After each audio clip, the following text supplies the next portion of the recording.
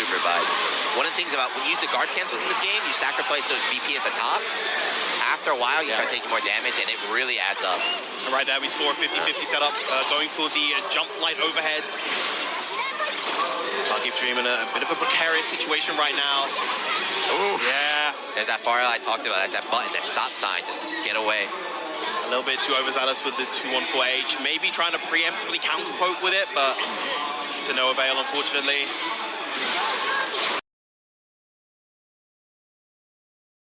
Yeah, with the jab right there. That's actually how Zangief Dream got here, right? So using the air teleport early, I forget the Versusia player, but kept trying to 2H anti-air, it's too slow. Yeah. Just jab, interrupt it, take your turn. Overhead into GG, into combo. Right, there's the DP coming out from Zangief Dream, gets the side switch as well. Out, we take those. Yep, side walk back, get that corner control. Oh, that was so cheeky right there. Stealing the corner back, never ready for something like that. Yeah, he got counter hit, so maybe trying to tech a grab or something, but no. That close H was there. That big zoom in on the counter hit, and Zangief Dream right now. This is that rubber round. Who's gonna go up 2-1 in the set? Ooh. Nice anti-air once again with the close medium. Man, to jump throw. Micro step back, yeah, with punish over the 5L. Try to dash under, had the right idea. It's so hard to judge that GG arc though. Just dash right into it instead. Yep, hard knockdown off of the 2-on-4U. Nice, good patience, good awareness. Superb patience, and that is truly the sign that Katsuzaki is a top-level ferry. A lot of ferries would have simply tried to press, would have gone for an immediate mix-up attempt right there, but Katsuzaki, the patience, the awareness. Knew that teleport was coming too, even. Nothing goes for grab late tech, now you're in chip territory, you're done, You're not avoiding chip in that situation. 2-1 here. That last, was that a fireball? Was that considered a fireball though? So the little rat on the ground. Little rat. That's the ultimate version of GG. It runs up to the opponent, and as soon as it reaches them, it starts attacking. Instead of compared to the other versions, which have a delay, that one activates immediately upon reaching the opponent, and it deals a lot of chip damage. Yeah, because it was a lot of chips. So I was just like, was that a projectile chip? Because that's really cheap. Yeah, so it lasts a long time too. So not only does it do chip damage, but you're locked down. So that allows Fairy to move up, back away if she needs to, or if she's close enough, 50-50. Just jump instant overhead or just stand there and go low. All right, he locked in 2-1. Gamer leaning in. Yeah, you got the gamer pose. There's no changes left here. I mean, I don't think Zangief Dream would change either way. Yeah. Fun again. But yeah, a lot of risks. You have to take risks if you're going against Fairy, but you're seeing a lot of like lariat attempts, the Beyblade coming out, but just always out of range. Oh, the double BC already, losing 2 VP. This hurts. This hurts a lot. Converting. Gonna get the wall bounce? Yes, just about. Ooh! The air throw, not an option you see all too often. And there we go, the UGG once again. Had to block down Wake Up, and Katsuzaki now at set point. That air throw was so good, it's very high, so maybe close end might have whiffed right there. Just go for the guaranteed option, air grab. Dominating round. Definitely, that hurts if you're Zangief. Yeah. You thought you had an answer before, but instead Katsuzaki's got an answer for you. Run up grab, no escape. Katsuzaki's just doing a really good job kind of punctuating these moments of aggression, running in, getting these throws against Zangief Dream, really controlling the pace of the set. Just like that, right? Nothing happened, and you're already down 40%. Yeah. This is zoner life, right? No combos, no nothing. You haven't even approached. Just been whittled away by errant pokes, conversions, small 1-2s into read on the BC. She keeps setting up all these traps. Normally, like, Kago does the traps. She's in a good spot. Against Fairy, doesn't matter at all. Yeah, Fairy has a massive 2M to just get rid of both of them from across the screen. There's the 2-3-6U to pierce through the projectile and punish into GG. And that's gonna be enough. Yep. One. We got another one if I need it. There we go. 3-1. Katsuzaki dominating performance. Over top, got Tuesday champion, but my goat's still in it. He's still in it. Still alive in the bracket, but Katsuzaki stamping his way into top 3, looking, as you said, incredibly dominating in that final round, especially. Just had everything on lock, knew exactly how Zangief Dream wanted to approach, how he wanted to defend, just had all the answers. So now we're gonna see a Fairy against a Luane / Grimnir, huh? in the winners finals. I was gonna say, I feel like that matchup is gonna be pretty interesting because one is a very offensive character that wants to put you in the corner, right? Whereas the zoner, she's gonna give him a difficult time in the neutral. I mean, she just dominated in the neutral. Yeah, I don't think so. Like, you wouldn't pick Luane against Ferry, would you? Probably not. Yeah, right. Luane wants to play the runaway game, try and get space, but that's perfect for Ferry. So we might see the Grimnir pick from the start, just trying to rush down and get going. But of course, you know, I think Katsusagi, someone earlier I was watching the stream, they said like 88% win ratio on ranked or something, like just something a monster, just play monster. So it's not like, I don't know this match. It was like, pick whoever you want, I don't care, right? I'm ready, I got Ferry, I got everything I need, so. Yeah, I mean, that last game, Ferry was just like the damage that she was getting off of just mid-screen. And, you know, you get annoyed by the pokes here and there. But even in the very last sequence, it was a combo from mid-screen. And then she, you know, confirmed and then killed him off with that last poke. That's modern gaming, man. Modern fighting games, huh? When did they start giving zoners DPs? When did they start giving, like, mix-ups and combo tools, man? I don't know, but... Yeah, Ferry is one of the terrors right now. But even so, she's not even considered, she's considered a monster, but she's not like top 3. She's considered very good. You may see some people put her like top 10, top 15, but she's not in the absolute top echelon of characters right now. But we'll be soon moving on to the loser side of things. Totoro versus A1 Roque, Percival versus Vasaraga. And then on the other side, once again, Vasaraga Derigame versus Kosame with the Lancelot. Yes, so Tororo, I guess, even though he's in losers, as we said, in terms of just results, he's the player here with the most results. So if you go on whatever the projected bracket or whatever, he's projected to win, but he's got his work cut out for him right here. That he does. I mean, Totoro has, he's lost to Vasaraga's in bracket before, I believe. Who has it? Exactly. He's this character. He's lost to Debagame relatively early in Rising. He lost to Debagame in, can't quite remember what bracket it was, but it was one of the earlier Japanese brackets. And even if he manages to beat A1 Roque here, he has to fight Zangief Dream, who was the one who knocked him to losers in the first place in a very dominant 3-0 fashion as well. Destroyed him, yeah. I think this is really cool. I mean, we're commentating now, but also just watching this top 8 so far, you're seeing so much, not just different characters, but the way the characters play, right? So, Shay, I think it's your first time watching a game, but you're seeing all these different, like, very different play styles and stuff. That's what makes this game so cool. The cast is what? It's like 30 plus now or something? 35, I think, right now. It's going to be 36 for the next one, Galleon, who's probably going to see a trailer for her, maybe. I hope so. That's why we're here, man. But that's what's so cool about this game is, like, not only the art style and, like, the characters themselves, the play styles are all very, very unique, and it doesn't take a lot of work to get going. So it's like, you know, this guy looks cool, this play style looks cool, you can just pick him up, try him out. So let me shill the game, all you guys at home. It's free. Give it a shot. Give it a shot. We need more players. We love the shilling, We need more players. I mean, even if you buy the game, it's a great value purchase. There's a ton of, as we said, there's a ton of characters. There's a ton of content to just play. There's a big story mode. You've got Grand Brews, which is like a kind of Fall Guys-esque party mode in the game. There's a ton of things to do and see in the game. So it's a very good value for money purchase. How's the story mode in this game? I'm assuming since it's, you know, anime-based, the lore of this is actually really... It's very... So the mobile game it's based on was like one of the most popular mobile games in the world. So it has like... It was like 8 years... Oh my God, and I think in 2016. It had like 4 or 5 years of lore before the fighting game came out. So the fighting game just adds on to that previous lore and stuff, introducing new characters and everything. So the game sold really well, not just because fighting game players, but because people love this IP and the characters and stuff. So it's great. It's cool. We're going to see Versusia. So Versusia, I don't think she's in top 8. No. But that's one of the new characters that added specifically for this game. Instead of just taking from the mobile game. But that's cool.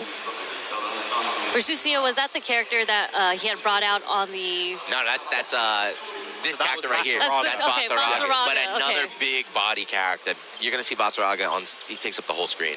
Right? Would that make him a grappler? Is he a grappler? He has a command grab, but he's not a grappler. His archetype, he's a tank, a fortress. He's got armor. His whole thing is that he has the skill that gives him 2 hits of armor on a lot of his attacks. So his whole game plan is to like get a knockdown, get that skill up called Soul Forge, and just kind of bully his way in using his armor. He's like Abigail. So he got the command grab, but it's the other stuff that make him scary as well. That means he's a character I'm going to hate. Yes. welcome. Armor characters, command grab, threat. Yes. Welcome. And in this version of the game especially, his ultimate skills, a lot of those also have armor just naturally integrated into them. So you know, if you leave gaps that are a little bit too big in your pressure, he just armors through them.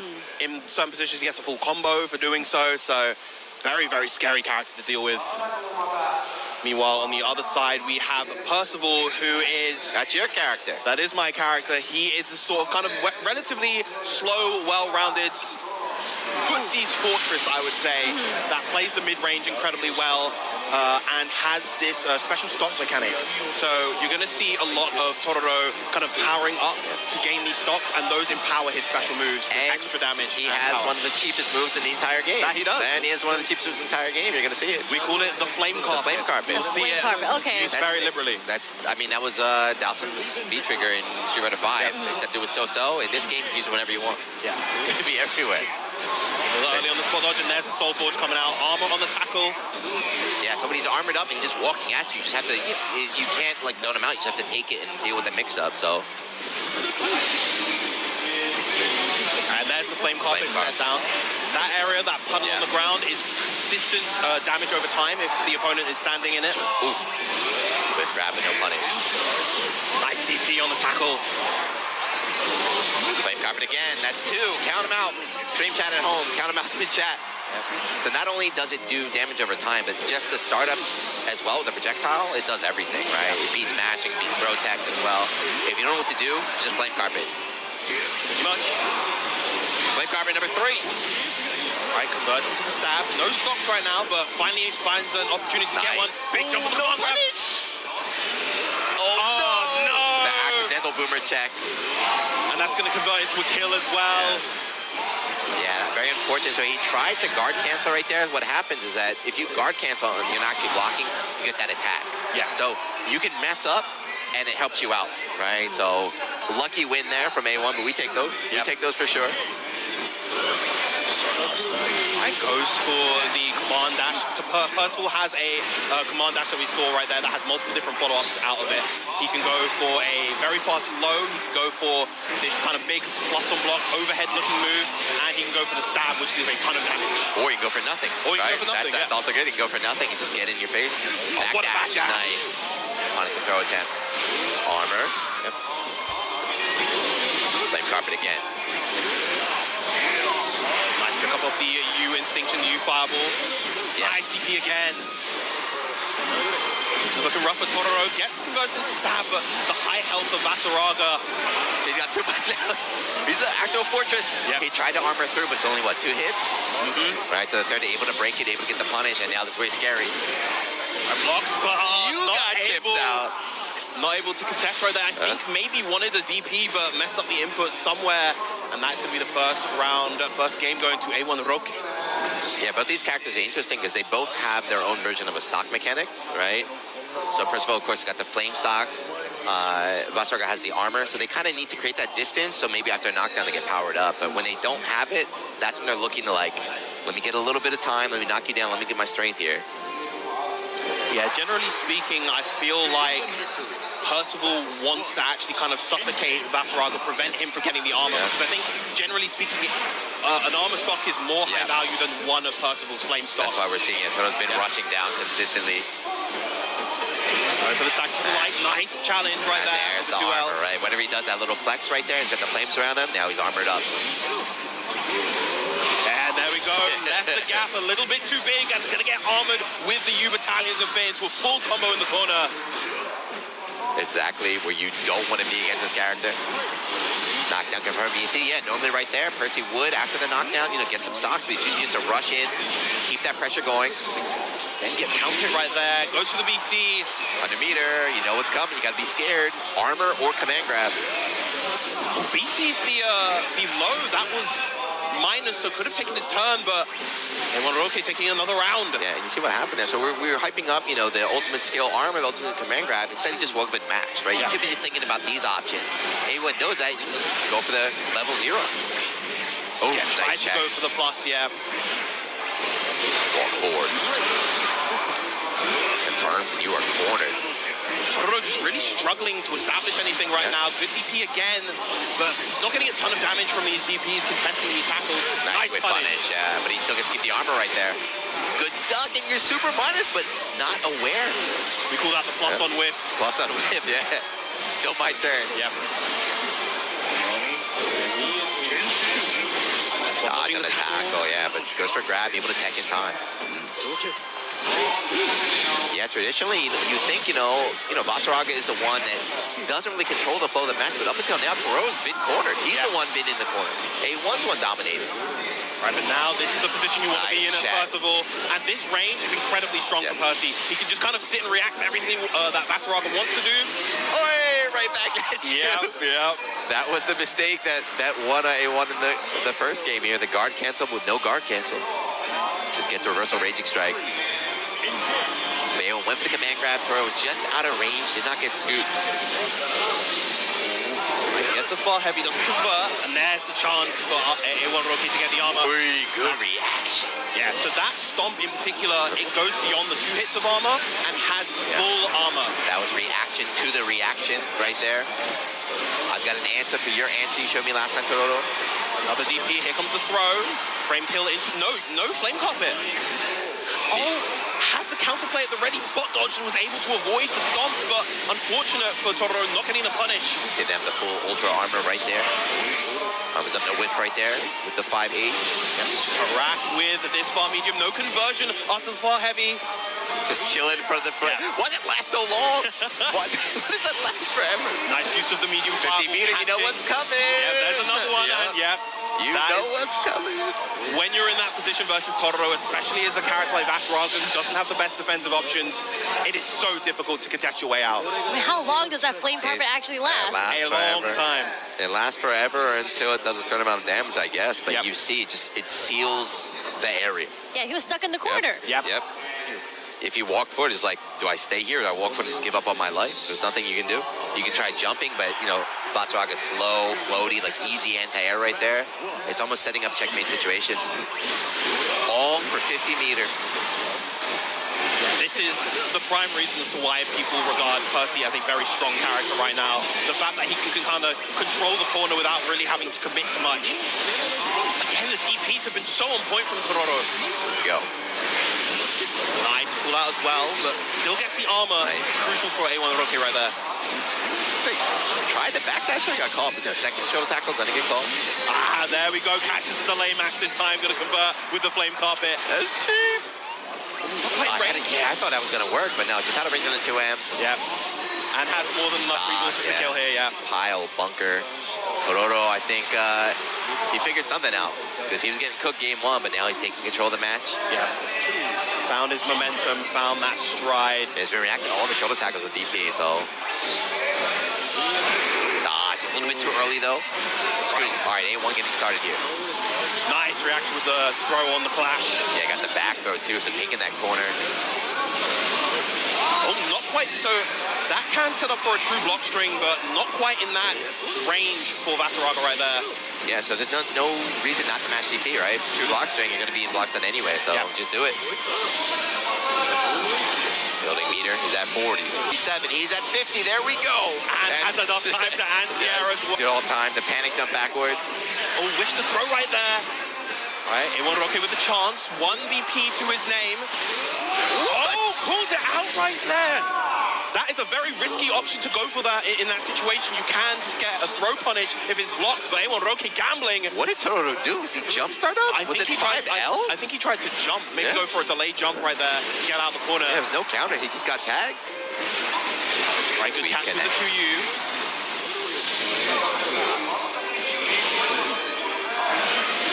Lost on the tackle at that spacing. Nice. Delaying the DP this time.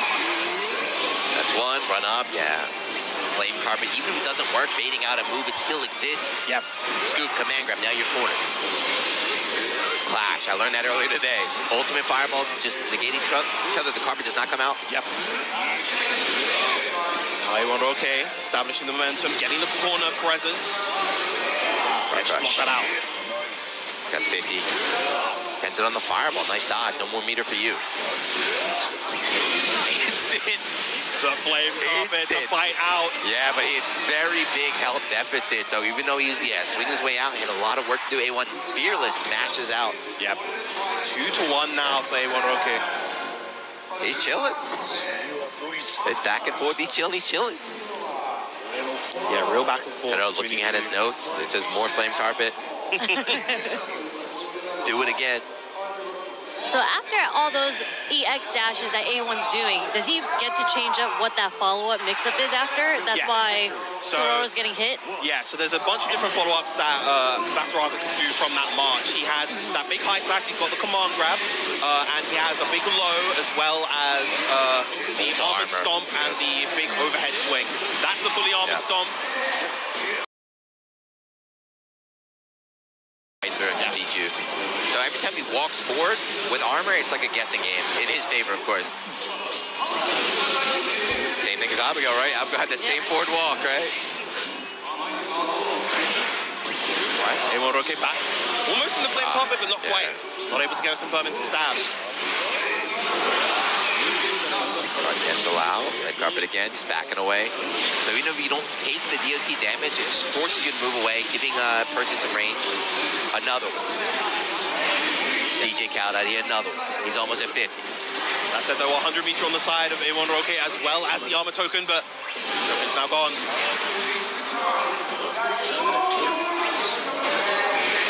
A crush. Flame carpet again, just back away though.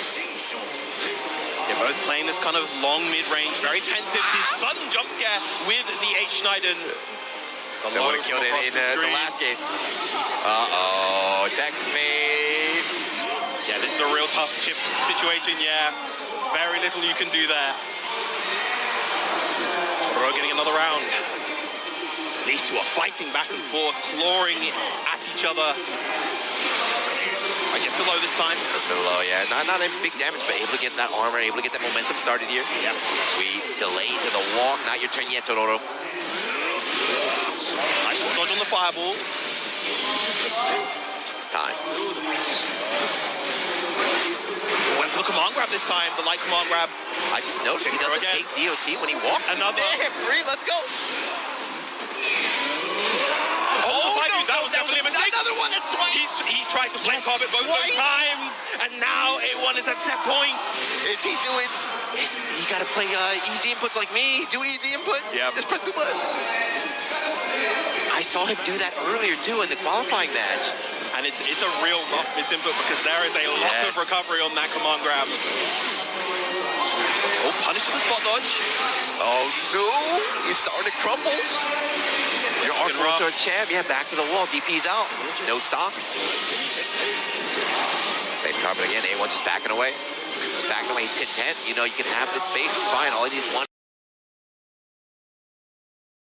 Nice throw to beat out the march. There's another one. It's a great situation now for Tororo. Again, he has the counterplay idea right there. You do want to spot those stomps, but just a little bit off on the timing is Tororo. Bro, able to tech in time, no recovery.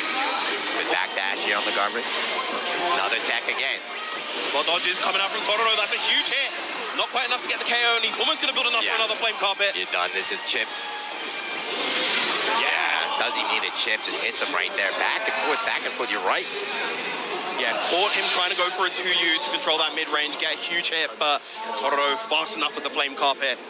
This is losers too, by the way. Somebody's going home, out at 7.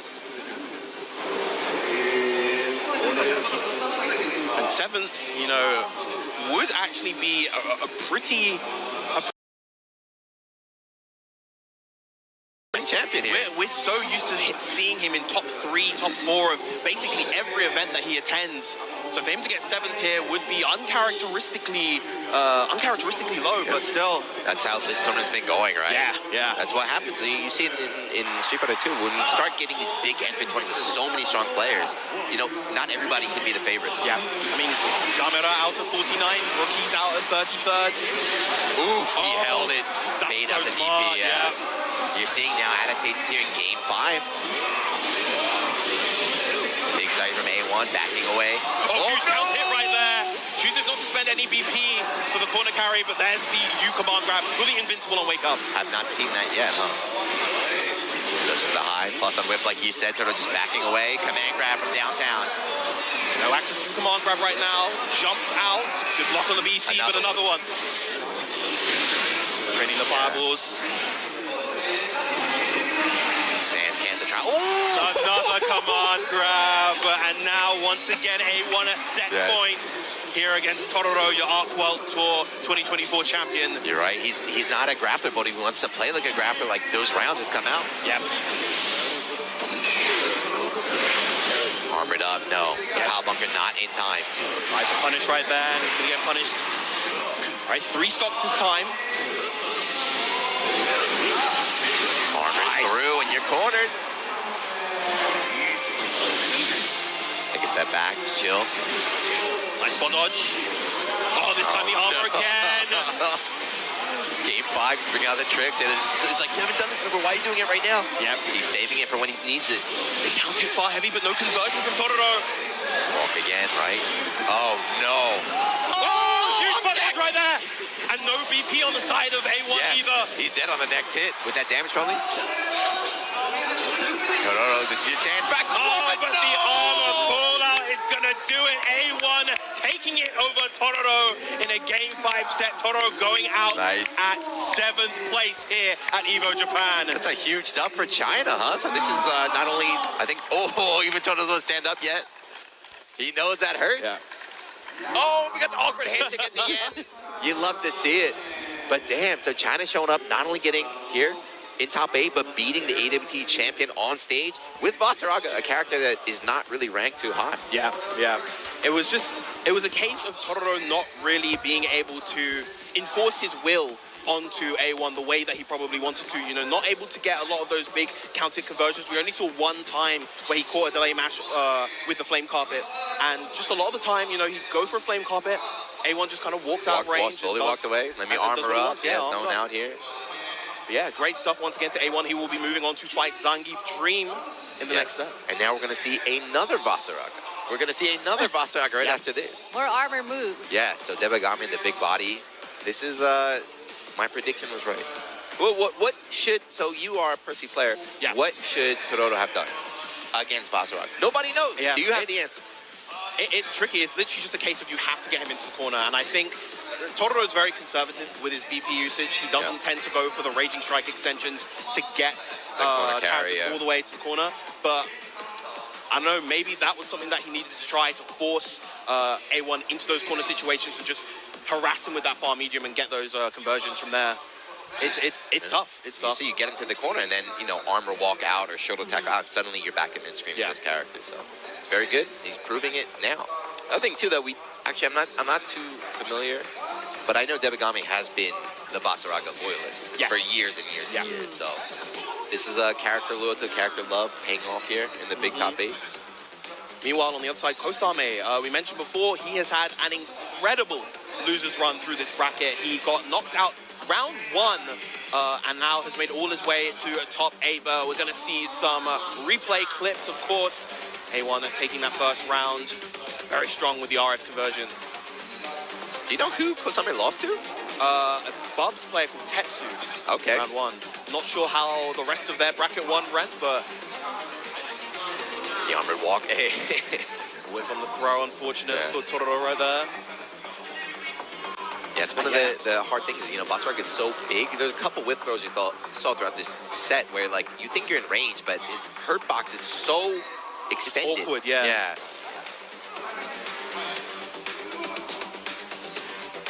The double misinput. That is it. You know he threw his controller in the bag. He threw. Boomer check, nice dodge. Yeah, and this looked like it might have been the start of the comeback with the mash here from A1. I believe in the pressure. No, it was the walk, the armor walk to take the set. Yeah, Tororo had 3 BP, so he had guard cancels on deck right there. A1 had none, so he's taking that extra, like, what, 30% damage? 50% damage, so he's basically dead in the next hit right there. But unfortunately, you know, sometimes when you're back to the wall, just yellow stomp out there, paid off. Yeah. Well, the thing about Percy as well is that when you don't have those stocks, it's not death on the next hit. So you can actually take those risks in the mid-screen, as we saw that A1 was willing to take right there. Yeah, coming up next, as we mentioned before, Debagami versus Kosame. Lancelot player. Yeah, Lancelot, a character started off in has had actually a very similar path to what he had in Vanilla, where he started off incredibly strong. Fell off. And then had a load of seasoned nerfs and just fell off a cliff. When your goat is washed. Yeah. So now pretty much only a handful of loyalists still play this character. Very fast, high mobility character. Not really that mix-up heavy, but he's very kind of offensively oriented, loves to go for the wrecker pressure, and has a very long kind of extended combo game. Got it. Okay, so during his pressure, since he's very offensive, how well is he going to do against a character with armor moves like that? You know, when they're looking for the gaps in between your strings to throw out their armor moves. Yeah, it's all going to come down to how tight Kosami keeps that pressure. As long as he makes sure that the gaps aren't too big, then Debagame is not going to find the opportunities to armor through them. We may see actually more liberal usage of the U-command grab, which is instead invincible to try to get through the pressure. Yeah, and Lancelot's pressure too is a lot of like, he's very mobile, so he can teleport up in the sky, he can dash back and stuff. So even if you use the armor, he might just not even be in range anymore. Yeah. But he's not a high damage character. Against Vossark, he's got a ton of life as well. So he's going to have to do a lot of work here to bring him down. And on top of that, Lance is also a lower than average health character. The average health in this game is 16,000. For reference, Vossark has 18,000. Lancelot has 15,000. Got it. Okay. So the way that you're kind of imagining this matchup, the way that Lancelot will want to play is he's got to get in there with a lot of movement and mobility and maybe aerial moves to get in, right? Yeah, do not leave. Once you're in there, do not leave. Stay on top. Right, so once again, we have Basaraga versus another one of the Dragon Knights, this time in Lancelot's. Debagame versus Kosame. Will the losers run dream keep going for Kosame, or will Debagame snuff out the final candle? You know I'm cheering for Kosame, man. I'll always cheer against Basaraga. Let's go. That's a great start for Kosame so far. Didn't have access to the Blade Impulse, so wasn't able to really capitalize on that corner hit. Man grab off the first stomp. Right, see that kind of movement, right? Dash forward, teleport, trying to bait out a match or something. In and out, very tricky, but do not care. You're like a little fly, just swimming around the screen. My armor's gonna shut you down. And there, another whiff grab, right? Everyone always misjudges how like big Vossark's actual hurt box is. Yeah. He's too clunky. Whiff punish, beautiful. Really good whiff punish as well. I think that's gonna get the wall bounce. Yeah, just about. Maximize this corner damage, gets the fireball set up afterwards as well. Oh, no! Another one! The third one, and has all three gonna spend them all? No, gets the knockdown instead. Oh no! He got angry, he tried going, he's like, you wanna hit me with that? I'll hit you with it. Debagame in his head already in round one. And then even back this, I thought it would whiff the Raging Strike, but Debagame, not a young man by any means either, so impressive he was able to get the spot dodge there. Yeah, only one hit. Back to the 60. I showed the shoulder, but his is the knee. So when he does that knee, that's his dashing attack. So it is plus on block. Hey. Right, great defense so far from Debagame, not getting opened up so far. Nice use of the H-Fireball to get the armor up. And you got tagged. Hold the fireball. So my turn, command grab. He is trapped down in the corner. He does have a wall jump right here, right? He's got a wall jump, but players know that. Ooh, try to Blade Impulse, but no, the fireball's there on the ground, interrupting. Pretty dominant game one here from Debagame. Yeah, Debagame just looking very, very comfortable. I mean, he's played against people like Score plenty in the base game, and you know, he's no stranger to the way that Lancelot likes to pressure. He's no stranger to any kind of smoke and mirror gimmicks that the character may have in terms of the movement. He'll be ready. Yeah, and we talked too about, you know, how character nerfs. So if you fight the character at his best and you're fighting a nerf version, it's not nearly as scary. You're like, you know what? I'm used to this. I fought a way stronger version of you. I'll block all day here. 6XL, right? The wrecker pressure. So Lance is really good at kind of taking his turn, but Debagame is just patient. He does not care. It's like, there's no mix-up. I'll just block. I don't worry. And again, you saw that extended sequence of pressure, but Kosame, right now, the clash on the ultimate skill. I can't believe it. Nice. Teleporting up over the fireball. Yeah, the U-Fireball of Lancelot puts the opponent in a sort of frozen state where he can do basically whatever he wants. They move in half speed. Guard cancel, gonna get the knockdown. Take that time, see? That time, I think got lucky on the last. I think got lucky on the last one. Raging Chuck in his face, just stares at it. Yeah, proper unk check. Here's the frozen state, but actually doesn't get the punish right there. So no BP here, so extra damage and no guard cancels available for Debagame. He does, however, have the armor and 50 meter. Not going to get the KO just yet with the H Southern Cross, but is going to find the U command grab. And a huge count into Evans. Well, no, we finished the combo. Oh, EX Wrecker right there. Man, that was scary. He almost made the comeback. Yeah, that U Wrecker, the U Southern Cross, definitely a good move for Lance to throw out that mid-range. Plus on block as well, there's a lot of chip. Lightning fast. Yeah, Debagame almost stole it right there. The dash up, right, delay 2M. Kosami try to press the button. You're cornered once again. Stagger pressure once again, this time with the 6XLs. The shimmy able to dodge and still block in time. A double. Nice catch and a huge combo right there for the U Instinction. Gonna go for the light medium loop. I've never seen that. That was godlike. Yeah. That was a cool looking combo. Yeah, very, very good sequence if you don't have any cooldowns. Get solid damage. Nice challenge right there. And again, when you have such a lead, it makes sense to go for challenges in those situations where you can win the game off the next hit. You see how hard Kosami is trying, like, dash in, out, teleport all over the place. Debagame does not care. Just hold down back. He is very, very comfortable blocking, very comfortable on defense. Not even hold down back, hold the guard button. Just hold the guard button, Dodge. Again, great challenge. Not going to allow him to get the reset with the fireball. I think there's just a crucial difference in experience between these two right now. You can tell that Debagame has had so much experience and practice in this matchup. He's just ready for anything that Kosami has to throw at him. If I was on screen, the match would be over. I would have lost. Like every mix-up, like Lance just wants to make you flinch, right? I flinch every time, but Debagame just a wall. Yeah. Unyielding is Debagame right now. Catches with the U Instinction again, and that is going to be more than enough.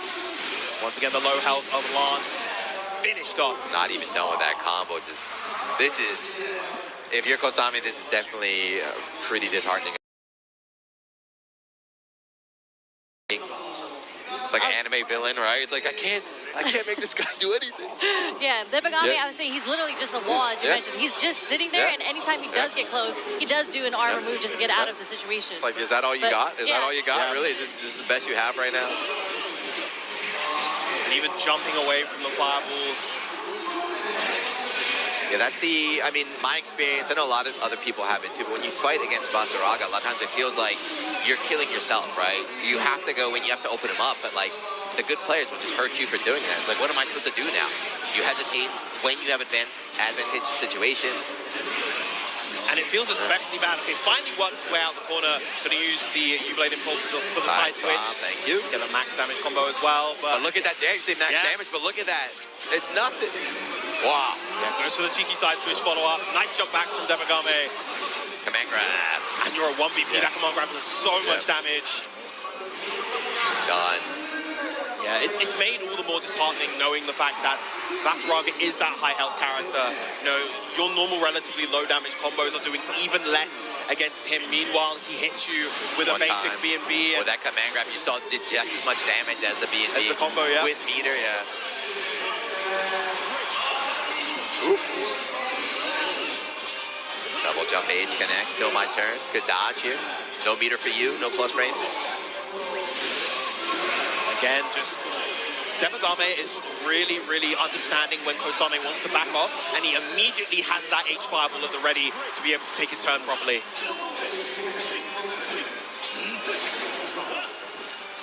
Yeah, I think this is like a great example too. So Lancelot is a terror online, right? He's a character if you don't know how to fight against. Chances are you're overpaying on taxes. Accurate mileage tracking unlocks bigger deductions, and MileIQ users are cashing. Sign up on PS5 now. There are daily tournaments every single day that you can sign up for. I used to do the, I think like 2 years ago, we did the PlayStation Tournaments Road to Evo. So we just had that. I think last Evo was in Guilty Gear, was it Satsuma, I think? The Soul Player 1 came out, he almost won the whole damn thing, Everyone's been talking about that, how like PlayStation did a really good job with Road to Evo and just like online tournaments in general. Like the ecosystem has changed where now you can qualify online through these tournaments and you can possibly win Evo. Yep. let's get some Blaze Blue tournaments. PlayStation, can we do that? Road to Evo. I heard it's a side game this year, so let's go. I'm here. That'd be sick. Yeah, and again, you can just enter those tournaments from the comfort of your own home. It's very easy. As said, you just need a PS5. Yeah, and I think it's like right on the home screen, like right there. Yep.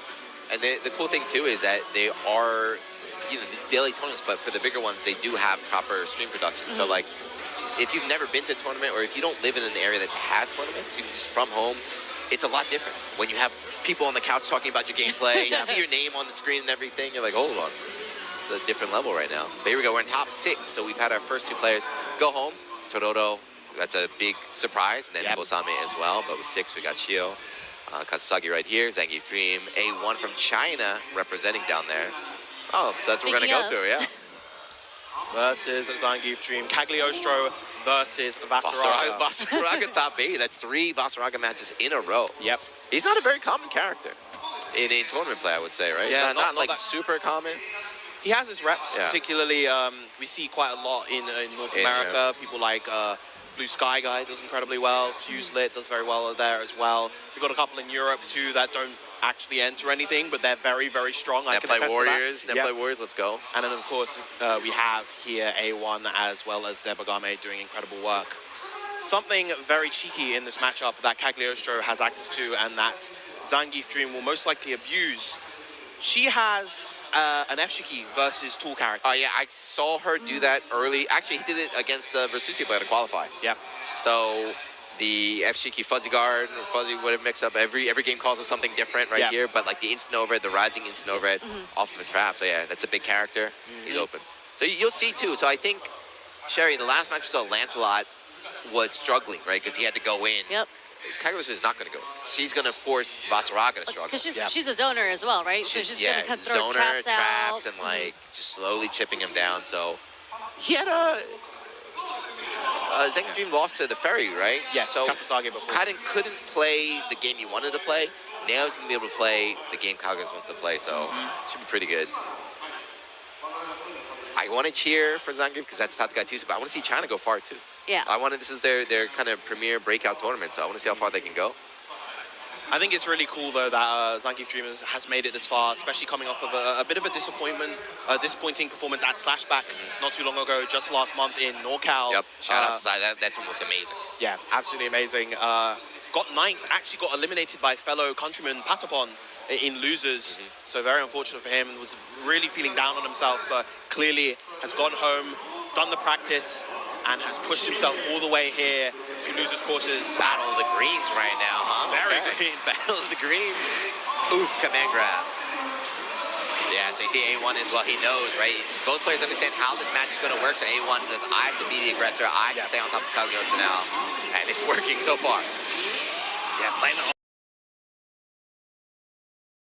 from Vasaraga in this game, the Bloody Moon, but didn't get the cinematic either, and there's the throw. And here is the setup. There's literally the first mix-up attempt. So yeah, it's in overhead, so you cannot react to that. You are just guessing. All the BP gone as well, and has the opportunity to run it all back. Safe jump in.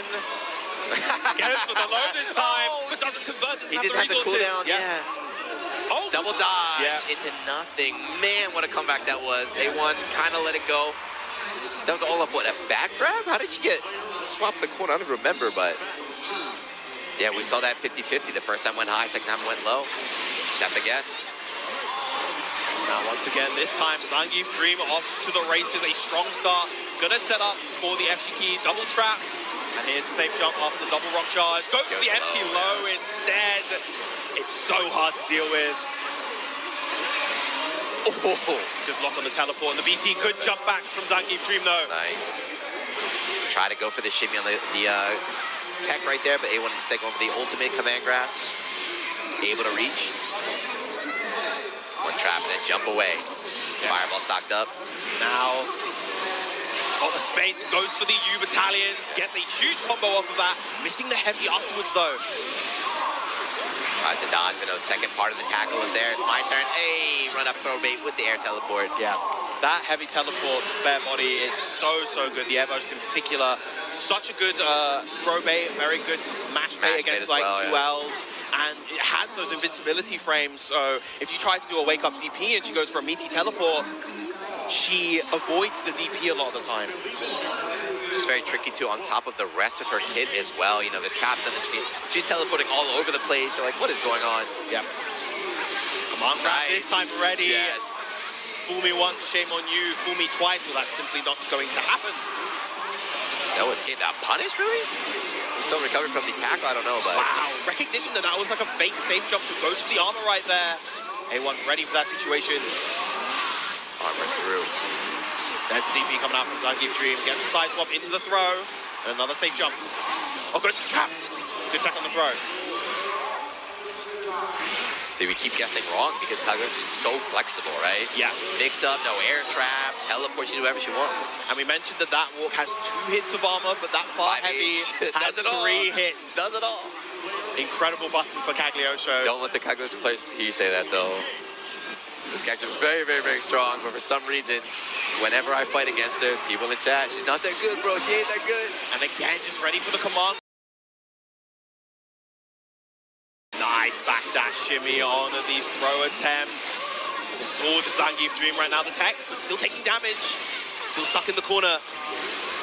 Okay, Golden Fireball able to finally get a little bit of room, take a breather, get armored up here. Ooh, okay, that was actually whiff punish, gets to count it, but now our VP is A1. Walked away though, so nice. Got him to waste the VP, put himself in the extra damage go now. Oh, no, what a dodge! Oh no, didn't get the punish though! Jump, teleport, yeah, did not get the hit. RPS with the DP right there. Trap still there, yep. Yeah, I like the decision right there, going for the spear to get the frame trap and getting the KO. 2-0 now, I believe, is Zangief Dream. This character just forcing out the scrambles. Spears, traps, teleports, backdashes, 5-8. Yeah, definitely a very, very suffocating presence, but you know, we're seeing all of these kind of good reactions and good situational awareness situations from Zangief Dream. Starts with the H-Spear to get that round start victory immediately, and now dealing with the pressure of Cagliostro. Wow! The size of that thing, I think, yeah, he pressed the button. I think if he didn't press the button, there's no way that would have hit, but damn, from downtown with the anti-air. The RPS with the U-Battalion Spear as well. What a dodge against the armor, even behind it would have connected. The armor once again from the Savage Rampage, the plus frames from the tackle. Gets a big counter with the far heavy and the side swap as well. And it's time to guess. There's the throw. And here we go, the best grappler in the game. Gets to tackle the throw this time. Count hit though on the trap. That's going to be enough to put Zangief Dream at set point here in losers quarters. That's 5 rounds straight. Yep. This is a A1. Not sure what to do right now. I don't know if he has Cognos players of this level to fight against in China, but this is domination. Dodge against the tackle. You know, I'm not even going to try and take your grab. I'm going to air teleport instead. And that's the layers, because we see time and time again, people love to go for the throw. We saw that a lot in the Tororo set, but Zangief Dream aware, privy to the situation. Privy, I like that word. The UK commentators coming out. I do like to flex the lexicon every now and then. Nice DP coming out though. 100% hit rate on DPs as well, right? I think that's, you feel like the struggle here from Basaraka. He's got to go in, he's got to go in, he's got to be desperate. Zangief just, okay, DP. Beautiful timing on that VC as well. Count hit. And A1 just out of options right now, getting all of these techs, but you've only got so little left. Huge command grab there. Still, very big mountain to climb. Yeah, how do you make this comeback versus Cagliostro, who can deal all this chip damage? And it's not going to happen. The pop-up after the 6th round straight to move on to loser semis is Zangief Dream. I think at this point he's already thinking about his next opponent, right? He's like, all right, this is, I got this match. We kind of saw too, I mean, Debagame, it's a different Basaraga play, but you saw how kind of comfortable Debagame was against Lancelot, right? He's like, I don't need to do anything. I win this matchup. But against Cagliostro, that was all her. She was in control the whole time. Are they going to fight each other? I would like to see that. I want to see if Debagame has an answer here. We'll have to wait and see. Debagame, of course, has been looking very, very strong in that set versus Kosame, but he has to fight Hinoki next with either the Sandoval. We saw the Narmire as well. So that's something that could potentially come out. I would love to see. I mean, just because I want to see that matchup now, I want to see Debagame win. I want to see if he's got the answer Cagliostro, because I don't know. That looked pretty rough to me. But also, surely you want to see how Hinoki fights against Vasaraga with the sandal phone. Nah, I'm done with sandal. After this tournament, I'm done with sandal phone. I'm going. I'm hoping. Hop on Vesusia, man. That's Vesusia is a working man's character. We don't see her in top 8, but she is a working man's character. does the job for you. She does the family job man for you. character. Yeah, does the job for you. We shall see. We potentially might have a trailer about a new DLC character that could be the flavor of the month or the next 2 months. Until then, Sandy. Well, so when Sandy first came out, like day 1 is like broken top 1, and he immediately fell down, but he's slowly been rising up in the ranks. Is anyone doing work? Just Hino? I know Taco, of course, has a very good Sandy as well. Taco's playing Sandy, the Vicky line, but Vicky's struggling even in the Zona patch. The fact that we saw the big buffs to Ferry, the big buffs to Matera, and poor little Vicala. So this guy Taco, for years, whenever he went to the tournament, he brought out the little like figure of his favorite character, his waifu character named Vicky. Okay. Fan favorite for like years. Finally gets put in a game. She's weak, I'm not playing, kind of thing. That's it? He just abandoned her? Just dumped her. He did play her. He gave her a good, honest try, and we saw her, I think in Cygames Cup, he tried to bring her out, but it just wasn't working. It's not a real fan. She couldn't do it. You have if they put Zid in the game, and he is bottom 1, I will stick with him. I swear, I promise right now. True loyalist. True loyalist. I'm such a liar. I mean, bottom 1. No, you're not. I never liked this character. No. He's stung, yeah. Absolutely not. I understand, yeah. Yeah, Vicky, another very popular character from the series. A lot of people wanted her. She came out. She's very cool. Very unique playstyle, but a bit too unique, I think, for this game. Okay. Where she's kind of like a weird RNG-based zoner type character, but I mean, you have Cagliostro there. It's like, if you want to zone, if you want to play like trap-based gameplay, her zoning in particular is kind of weak comparative to like Ferries and Materas, and she still has a lot of the struggles that the zoners naturally have. She doesn't have fast up-close buttons. She has a lot of recovery on things, no meterless reversal, low health, so she's cute though. She's cute. She's a cutie. You need to give her more damage, basically, is what you're saying. I feel like when you have characters like that... The damage is actually the one thing that she does have. She's very solid in the damage department. It's just defensively, and in terms of her zoning, she can just kind of struggle. One of those characters, too, that if she was strong, I think people would be very upset. At the game. I mean, when are people not upset about the game? Every single time a character gets nerfed or buffed, there's always complaints about, why did you do that to this character? How could you do that? That is a fighting game tradition. We do love complaining. But here we go. So we are going to see Debagame versus Hinokino. Debagame, again, always very stoic.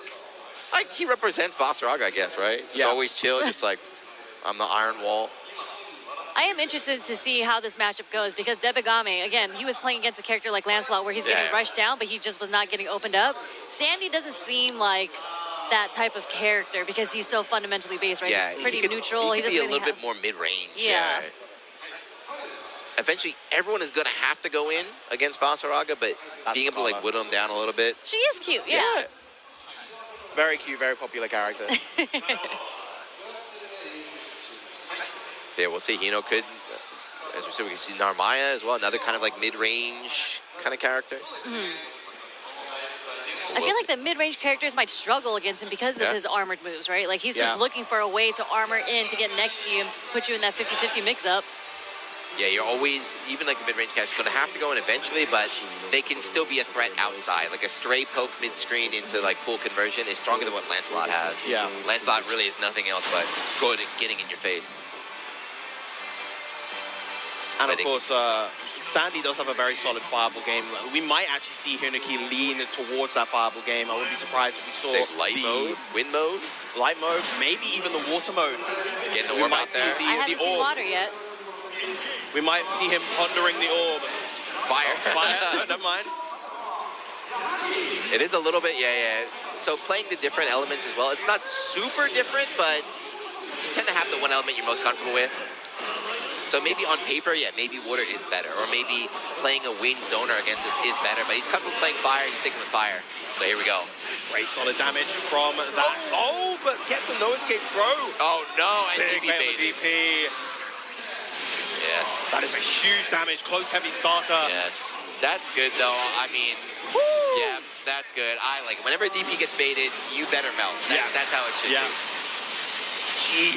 That's like 80% though. Yes. 3 BP he had and the command grab to finish. That was with no damage penalty. So if he had a damage, that might have been a 100% combo, right? That was insane. But that's what happens, right? If you DP, you know, okay, I got baited. All right, that's fine. You can have this round. Especially coming from a character like Vax. Like if I get my DP blocked and Vax has me in the corner, he close heavies me, that's how much damage I should be taking. You're like, okay, you can have this round. You don't get too stressed out. It's like, all right, I guess wrong once. Rush it off. Water, okay. So Water Fireball is this very, very slow on-screen projectile that kind of wins neutral against characters that don't have an option. It also creates this strong kind of strike throw sequence as we saw. Nice catch. The stanky leg, that 5L. Good interrupt button here, and just like that. Complete 180 from what we saw in the previous round. Inoki in complete control that time. So talking about mix-up too, so Lancelot mix-up we saw earlier, there's a lot of like teleport shenanigans all over here. It's very simple, right? Yeah, put up strike throw, projectile, shimmy. It's not fancy, but it works. Anti-air, nice. 2H. Yeah, he tried delaying it here with the stomp, but no. Yeah, that is one of that's a rising 2H. The rising 2Hs in this game are pretty big. They go high. Comparative to some of the base game character ones. In the ultimate command grab option that time, right? He's going to be cycling through the armor or the invincible command grab, making it very hard to keep him pinned down. Ultimate Fireball, hard knockdown, able to get that pressure going. Another one. Ooh, punish. Good recognition right there. That is -4 point blank, so you can get the throw punish. One in the Virgil stance into doing nothing. Yeah, we see that combined with the projectile, the kind of judgment cut. I believe it's called Silence. Oh. Nice command grab again. Plus frames on the U Instinction. Another one. Big jump on the command grab, but doesn't get the conversion. Yeah, jump M a little bit too far. A little bit too high as well. Trade. Big DP right there. Crucial for Hinoki. Gonna see guard crush, probably get the plus frames too. Debagame waiting for that. He's got guard cancel on deck. Yeah, and instead just ready to respond with the U Fireball. Debagame taking that first game. His U Fireball just neutral? No direction, so you can just double tap? Yeah. Probably, yeah. So yeah, on react, just double tap the button right there. You have an armor just eating right through their projectile. 6XL, 6XL, keeping that pressure. Nice backdash to avoid the throw.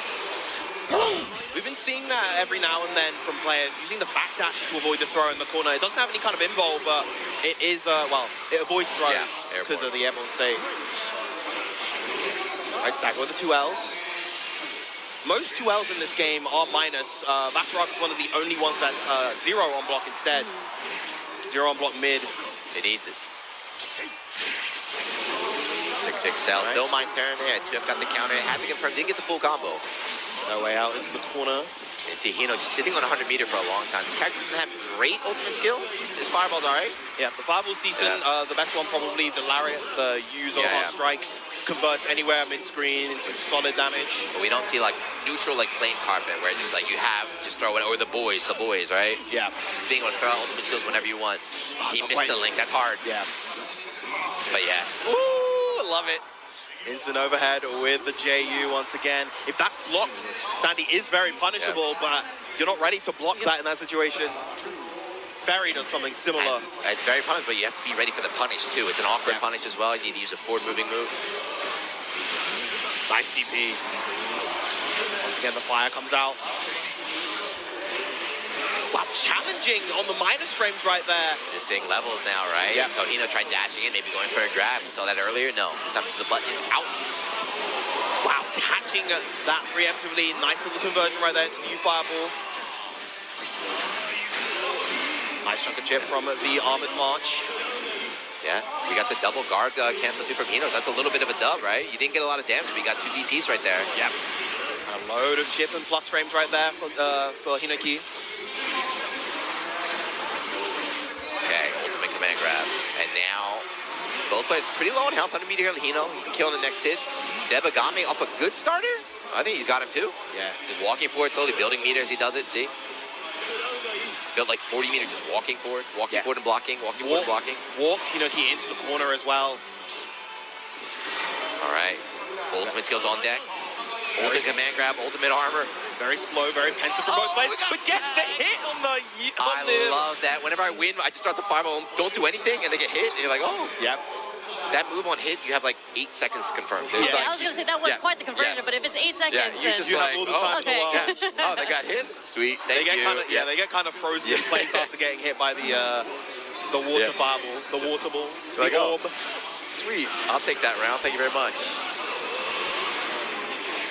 And something that we're seeing from Debagame, he's instant blocking. He's just guarding against the Zohar strike follow-up to get that extra Just get meter. a little bit of meter, yeah. Water orb. So not only on hit, you have 8 seconds, but on block, it's like plus 1,000,000. Nice. And we saw Hinoki going for the throw a lot in that situation. Goes for the backdash to bait the throw up. Perfect. Yes, that's a Sandy round right there. That's a Sandy round. No flash, no gimmicks. Just get to the corner. Water orb. Take my turn again.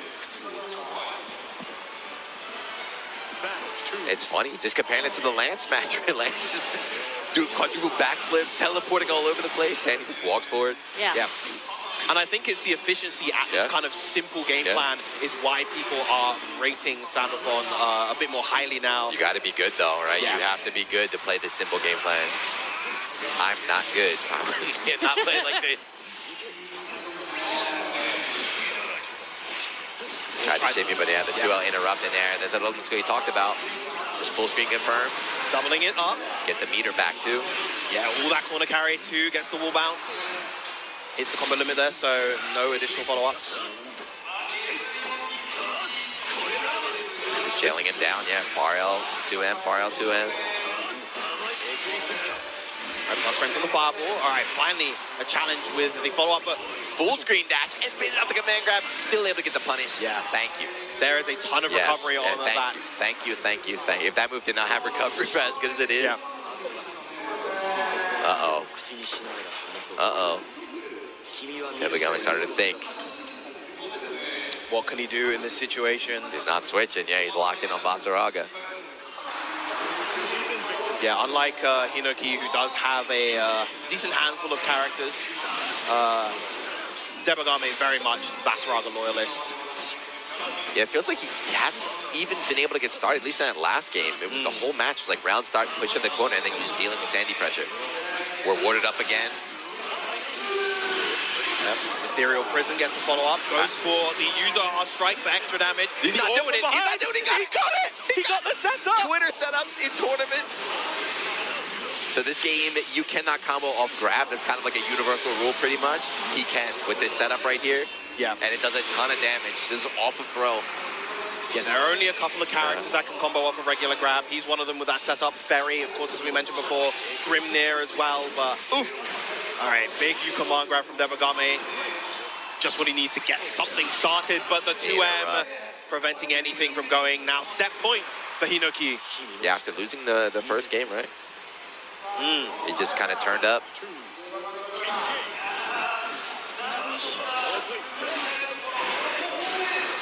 That dodge, I don't know if it's guard button dodge, but gets thrown, trying to recover. Counted here, 6XL. All right, Debagame finally, I think the first time we've seen like 3 or 4 rounds, he's on offense. Yeah. He's got the corner here. Of course, Hino does have DP available even without the 50 meter. All right, Fabulous creates some space. Keep him here, do not let him escape.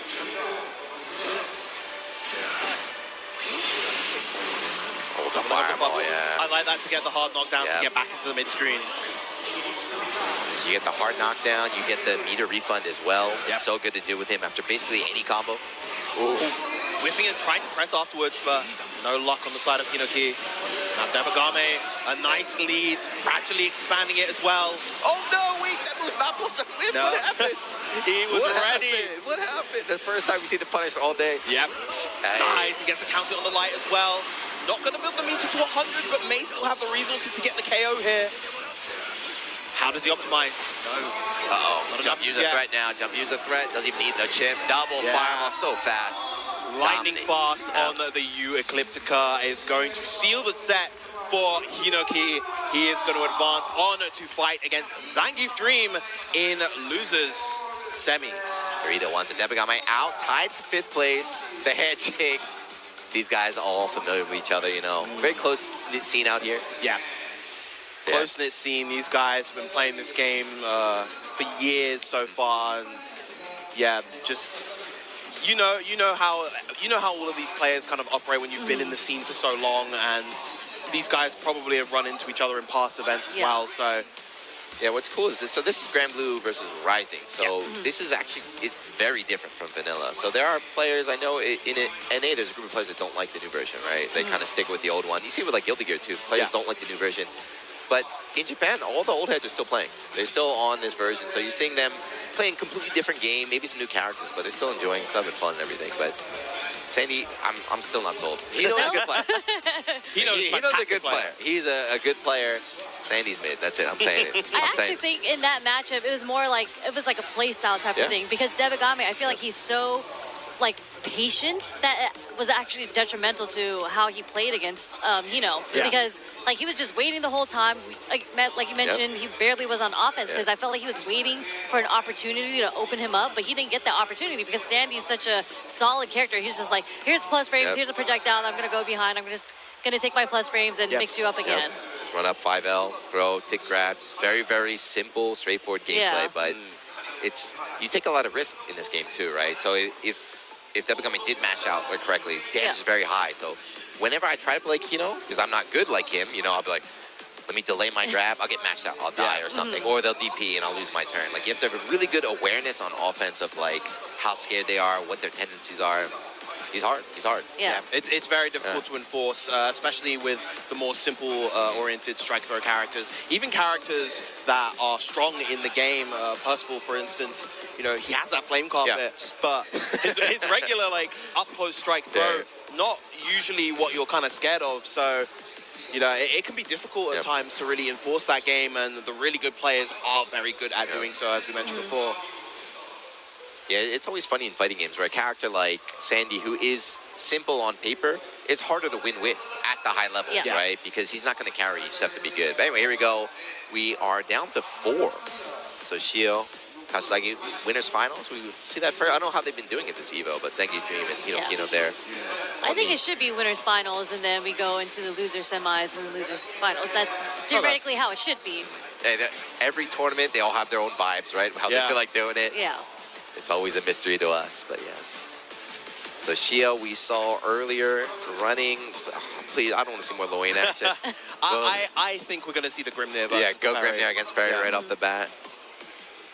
I want to give a quick shout out to our Japanese co-commentators, of course, on the Evo Japan stream, Yujiaso and Nakao holding it the entire weekend. They have been the only two holding down Grand Blue the entire weekend. Welcome to Japan. That's how it usually is, right? Absolute fighters. It's like you guys got a 12-hour block, 12-hour block. Don't miss rehearsal, by the way. But and they're so hyped, but they still have their voices like throughout all the finals. They just got it like that. They're built differently out here. They're training, right? This is it. There's no breaks for you. Get used to it right there. Yeah, Nakao's been doing, he's been a community organizer for a lot of stuff. I know him from BlazBlue, right? He started from BlazBlue, Shinjuku Sports Land Arcade and everything. Grand Blue, of course, does not have an arcade version. So, I keep talking about Tatagai Tuesday, but the Grand Blue scene kind of grew there. We started with just like one setup, and then they started bringing more and more and more, and now those dudes have like 15, 20 people each week. And like, it's crazy. Just have people, world champs just coming week after week, just playing, right? They're not, I'm staying at home like I'm too good for this event. That's the culture. That's it's fighting amazing. game culture. Yeah, that's fighting game culture. That's what's cool, man. So yeah, we are going to do winners finals, Shio versus Kasasagi. Yeah, I do think we're going to start with the Grimnir. But as I mentioned before, Shio is incredibly good with a lot of characters, so he may throw us some curveballs. It may not even just be the Grimnir. There may be Bubs dive kick, diving in. We might see the Bubs. We might see... You guys have said Bubs many times. Is Bubs like one of the top tier characters? Beelzebub, so like the nickname is Bubs, but so from Vanilla, like the story was horrible character on paper, then started winning like crazy. And then he became very good at the end of base game. In this game, he's kind of like middle of the road. You're not going to see him very often. He's quite uncommon, but he has a share of tricks. So we are, in fact, starting with the Grimnir. for reference, of course, also Beelzebub he was like the first boss character yeah. archetype of the game, where he has like these kind of crazy projectiles. He has a big dive kick that's cross on block. Teleports. He can teleport. He has all sorts of stuff. But in exchange, he's a very kind of slow character, very mid-range focused. So yeah, winners finals. We're going to be seeing two characters that are not pure honest strike for emergence. They are in fact 50-50 demons. We are technical characters here in a quote-unquote simple game. Yeah. One kills out. Yeah, the thing is, so we saw Shio only play one game with Grimnir earlier, right? Or I think it was two, but he did not look too good. We did not see the 50-50 mix-up. We did not see a lot of B&B conversions. So hopefully warmed up backstage, we could see like the real grimy Grimnir play. Oh, tried to whiff punish the 60 with a 2M. Good reaction, yes, on the ultimate skill. Right out the corner, even though you didn't get a hit there, that was still nice. From downtown at 5L. Convert. Doesn't get the ender here. Yeah, that 2-1-4U for Ferry converts so well. -6 on block, so Ferry actually, I'm Ferry not sure. can't get it? Yeah, her 2L I think is very stubby, so I'm not sure if she actually gets to reach it. Gets the game. Into no man. Yeah. So a lot of times when we talk about fighting games, you say setups, right? Setups. So like what I would always think of setup is like, you know, I'm gonna do this, do that, and do this, and that's a setup. Yeah. Ferry just does a move and puts out a move, and it's like 50-50, like time to get. It's like what? That's not fair. It was much more severe in base game where it really was like she gets the hard knockdown immediately off the X whip and just does whatever. 50-50. Now she has to do a bit more. She has to actually hit moves at certain ranges, get particular combos. Time to guess. Like GG at that range, for instance, isn't really enforcing any kind of guess, but still a great pressure option regardless. Nice punish. Did not believe that 6XL was gonna whiff. Yeah, just harassing once again with that far light. Such a good potent option for Ferry. So fast too on the dodge, right? So a unique thing about this game is whenever he does the fireball, the blue ultimate skills, if those moves hit or are blocked, you gain a little bit of meter back. Yeah. So you see every time Ferry's dodging to avoid giving him back that meter. And of course avoid stuff like chip damage as well. Keep it out as well. Nice anti with a close medium. Ooh, finally, Shio finds a solid hit. Against the dive kick, and now we got setups. Oh. Yeah, he's really having a hard time getting what he wants going right now. Nowhere near the seals, can't dash his way out. Could potentially use the 5U, the kind of the command jump to get near the seals, but respecting Kasasagi's readiness and awareness. Chip again, and even those 5Ls, they chip up. Yeah. The straight hits. And again, nothing you can really do in the face of that UGG. Pretty much a checkmate situation right there. Kasasagi taking that first game. Yeah, that was not. Did he do a combo in that second round? That was just like a zoner. That was like a Dowsum round. Just chip, chip. GG adds up. Straight pokes add up. Just that war of attrition. Still on the Grimnir is Shio. Yeah, on paper, you don't want to go to Luane, right? If you can't do it with Grimnir, I don't think Luane's going to do it either. Could be a comfort thing. Straight pokes adding up. Okay. Not quite close enough to the seals to be able to get that extension. So he gets a little bit of mid-screen damage. Nice! Oh, that was so clever, going for the down angle one to avoid the anti-air. And now, finally, Shio has the opportunity to start dancing in the corner, but no, immediately! And you get put back in the corner. Of course, Seals faded. And the overhead. Into the GG. It's like you said, Shio keeps getting into a good position, and it just backfires every time. Yeah, baited. Oh, my goodness. Kasasagi just in every player's heads right now, so confident in everything that he does. In complete control of this bracket so far. Yeah, if you win, this is going to be in grand finals on the winner's side, and the way it's been going so far, with Torodo out as well. Yep. Pretty clear path. Shio, you got to do something. 5L, just put that 5L, just stop, just check. Like, it's not your turn, you can't move 5L. With punish, and not only like, you know, when she's zoning you out, even if you block, you get pushed back further and further and further. Gets the seals out, again, nowhere near them to really exercise any real threat. Finally gets a big knockdown with the U fireball. He gets a count hit as well. This is going to be a lot of damage for Shio.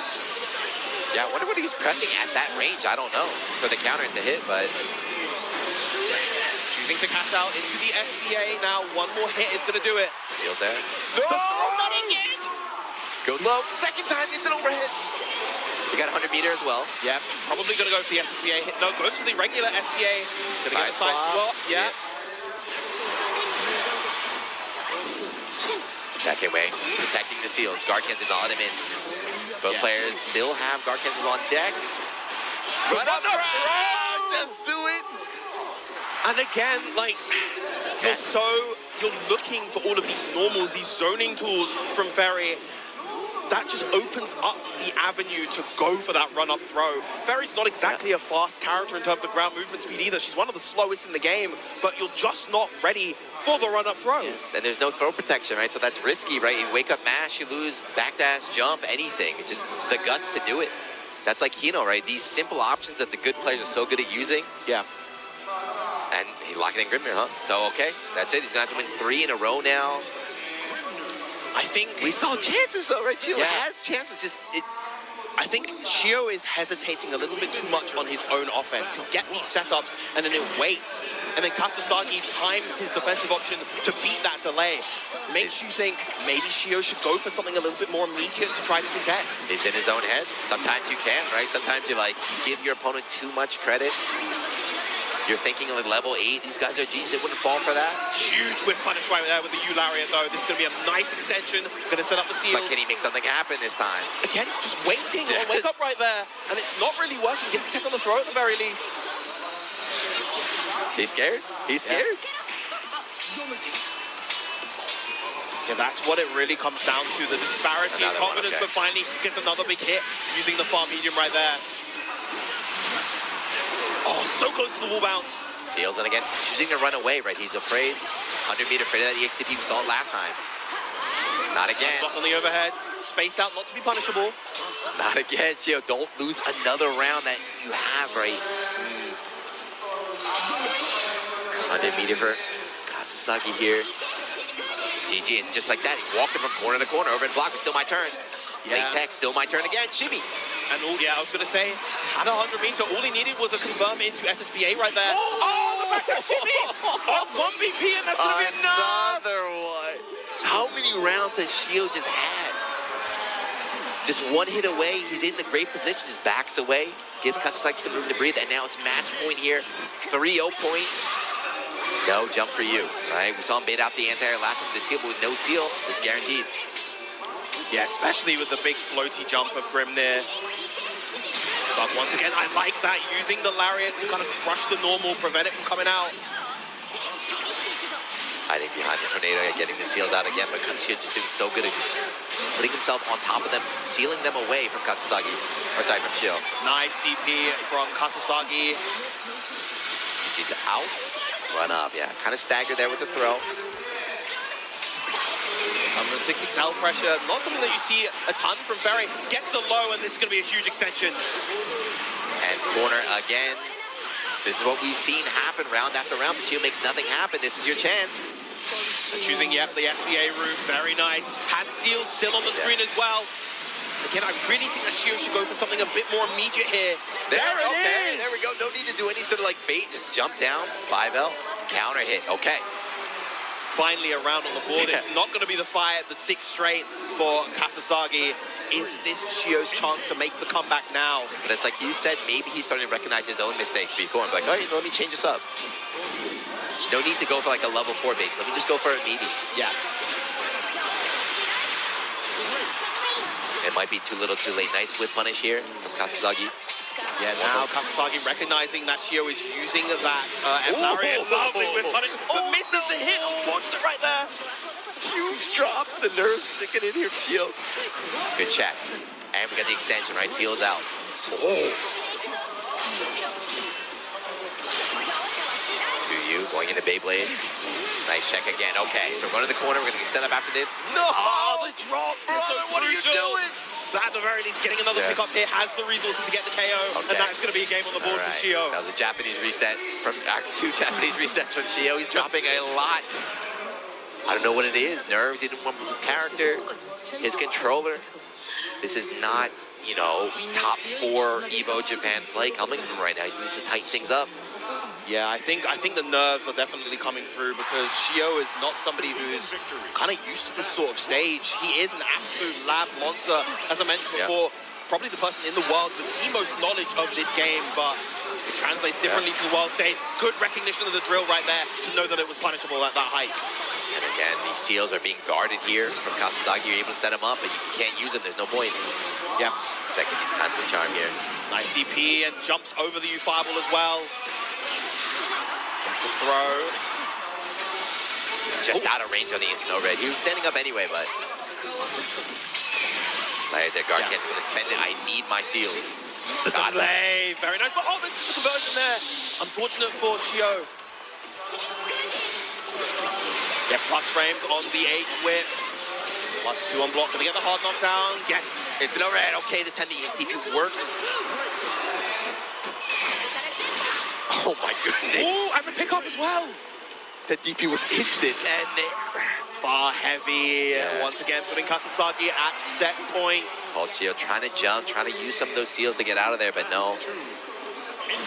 Yeah, we saw a spark in the last game, but it might not be enough here. Straight poke, GG behind you. With punish, nice backdash right before that lariat. Do the spacing. GG out again. A true masterclass of Ferry on full display from Kasasagi. Shio constantly struggling. Ooh. Lovely delay using the seal. Oh, again! Oh, no! Twice, right? So Shio flying all around, getting the whiff, but not able to punish in time. As UGG jumps away this time, has the space to do so, but locked down in this corner is Shio. Yeah, with one seemingly no way out. DP2, doesn't have 50 meter yet. Get the chip. This is rough. This is very rough here for Shio. Just run up, grab. And all it's going to take is one more. All that chip damage. Final BP spent for Shio. It needs a miracle. This needs a miracle. Good luck. All right, that's a start. That's a start. Oh, no! Oh my. You know what? Yeah. You know what? I don't. You know what? You deserve to lose. I'm sorry. I don't mean to hate it. Like he had these 3 huge chances, dropped them all at the end. You're not gonna beat Kasasagi like that. He knows it. It's not. Everybody knows it. Like what is going on? You have to be absolutely on point if you're going to overcome the towering mountain that is Kasasagi, and just was not quite on point enough. And as a result, Kasasagi moving on to the winner's side of Grand Finals. And looking good. And the thing about this game too is why it's so frustrating is like he's not dropping very high execution technical stuff. It's definitely the nerves, the pressure, the neutral is catching up to him. So when he does have that chance, he gets the opening, he just drops it. It's like, that's so rough to see. It's so rough to see in winners finals. Like you've made it this far, and like you had your chances, you had the openings, and as you guys mentioned, when he did get the knockdown, he did get the offense. He still gave Kasasagi room to breathe, and he just found the right options to get his offense back. It was just pretty rough to see. It's frustrating, but you said too, he's not used to this kind of stage. The thing is, nobody's used. This is the biggest stage for everybody out here, right? This is Grand Blue has an active scene, but mostly online, right? We have like weeklies and stuff, but this is huge. This is it's bigger than 2 years ago. I think unless you're someone like Tororo or Debagame, going overseas, been overseas, a couple of other players as well. As you said, they're not that used to this, and so it's really going to come down to how much overall experience in tournament settings in general do you have, because really, it is important to go and grind those online tournaments because they do help in terms of your composure. Time and time again, we see these online warriors, they pull up to these events and they're ready. They're prepared, they're comfortable. You wouldn't think that they would be considering the stage, but they are. That's a very boomer mentality. So like back in the day, we'd be like, oh, online doesn't count, right? These kids, they never went offline. Then they come offline, they start winning. It definitely counts. They're like, wait a second. Counts. This didn't count because of this, but shout out to Zenny, one of our sponsors here, for their glasses. You can save 10% right now site-wide, so make sure you visit Zenny.com and use code EvoJapan at checkout.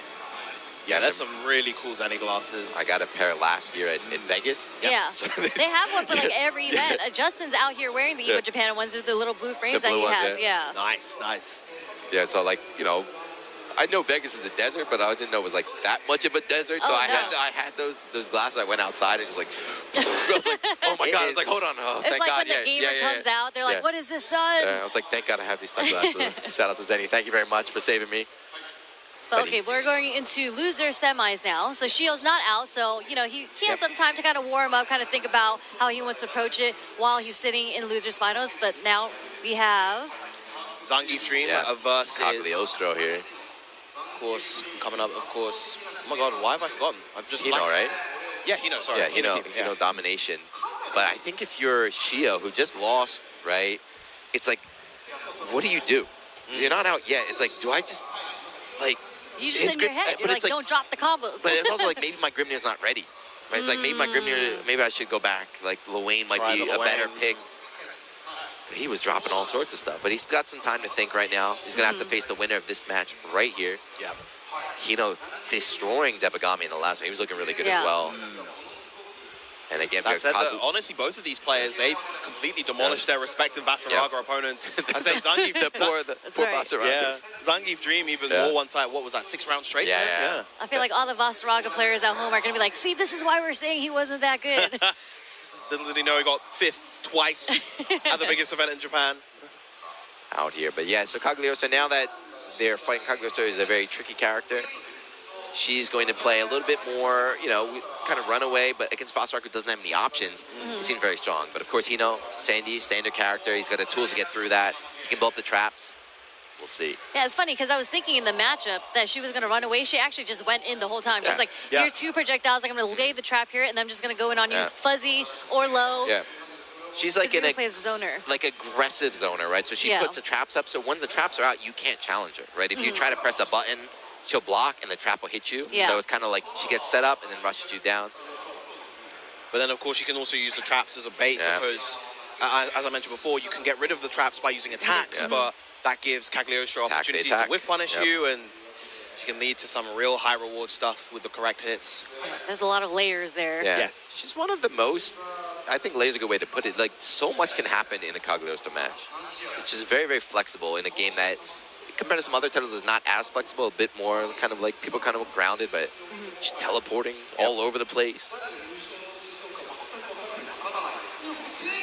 The layers of the Cagliostro cake, overwhelming and sickening at times. I don't know what she's doing, man. When I fight her, it's like, oh no. Okay, so look at this. Sandy is not coming out. Instead, we're going to go with Narmaya. So we saw a little bit of Narmaya earlier in the winner's side, top 8, at the last game. Yeah, I think his first match, he pulled her out. Yeah, in the final game. But Narmaya's good too. I mean, Sandy as well, but she gets some good long-range made buttons, so good at blowing up the traps, shutting them down, letting them get started.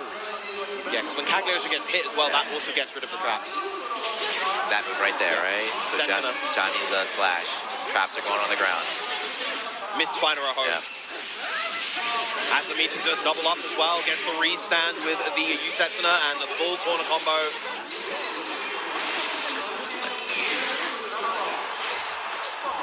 Yeah, it's like every other character's game. She's not a rush-down character, but when she gets started, she rushes you down, right? When she gets that straight poke in the mid-screen, brings you to the corner. She's got a very good kind of throw bait game with that teleport, or sorry, the flip right there. Yeah, that flip was heavily buffed. Wow, using the huge transit, and Zangief Dream now at chip point. Nice anti-air. So we saw Zangief Dream fought against Versusia earlier, who kept trying to react and help with 2H, but she's too tall and is too slow. Couldn't work. He ran it all day, but Hino showing, I have that answer. 2H will blow you up every time. Yeah, Narmaya, considerably smaller character, obviously. Oh, huge counter hit right here. Multi-hit means that you don't get specialized punishes without special cancels, but I'll take that 40, 50% a lot of damage regardless, in the setup. Nice confirm into the H Kyokusui gets. Lost frame from the Setsuna. Wow, again, the U-Transient, beautiful reaction from Hinoki. You can see the experience in this matchup coming through. There's a throw, one more will do it. Another one. I love watching that in fighting games when you see someone recognize that this is really good, or they know I'm an answer to this, and rather than going for something else, they keep doing it until you stop. I hate when I see people stop using it. It's like, just keep doing it. It's working. Yep. You don't have to adapt to layers that haven't been introduced yet. Yeah, very strong start from Inoki so far. Zangief had a little smirk, you know, he's like, all right, I got cooked. All right, game when I get cooked, it's all right. I'll take notes, I'll adapt now. Going for the M teleport this time, but Inoki not biting. Push back in the trap, take my turn. No, wow, able to jump out, avoid it, and get the hit. Nice confirm off of the far medium. The whiff punish as well. Wow, dodge in the DP. Again, just you could see how well prepared Inoki is for this matchup, for this character, for this player, Zangief Dream. That was the Guy Man special right there. Try to grab out of range your opponent tech, you get a punish. Yep. Wasn't that big though for Zangief, you could have got a full combo. We in Europe call that the Corona handshake. The Corona handshake. Back off, keep my distance, man. Yep. Oh yeah, too close for the light sensor to be safe. Just whittling away at each other at this range. Backing away, right? I don't need to go into that trap. Double dodge, another one, let's go. Another one for it's the like good measure. the Guilty Gear Clash videos out here in real time. Yep. Nice. Yeah. Back down shimmy, very nice from Zangief Dream. Yeah, finally starting to kind of get a read on what Hino wants to do. The shimmies are working this time. Yep. Damn, round start, 6 to 10. Oh, nice. Using the uncancelled L flip right there, gets him knocked down. The pressure in the corner. Interrupts. That's not actually plus anymore. It's -2, but not going to get the link into the Kakura post heavies. A bit too slow. Yeah, going to get the side swap here. Jump JL. Nice there. The delay with the teleport. That was really delayed too. Like that's a timing thing in this game. Yeah. I mean any fighting game too. Like if you're gonna do a shimmy or a delay, you know, decide how long you delay it. That was I definitely got a hit. Yeah, fantastic response from Zangief Dream. That's why he was smirking, right? He lost that birthday. He had a smirk. He's like, okay, no worries. Yeah, that is something that you can do against traps. If you're a character with a fast enough run speed, you can just run over them if Tag isn't there to block you. Nice pickup. Not going to convert any further, though. It's very risky, though, right? Oh, beautiful. Counter hit on the 2H. The double side swap. This time mashing out with the 5L. Nice counter conversion all the way in the corner. Has the resources maybe to get the KO here?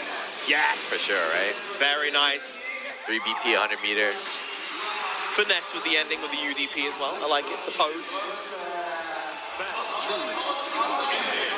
Yeah, losing the Kageyoshi is very frustrating. Not only because she's annoying to fight, but her character too. So he's taunting you as she kills you. It's like, god damn it. Yeah, she is an absolute narcissist.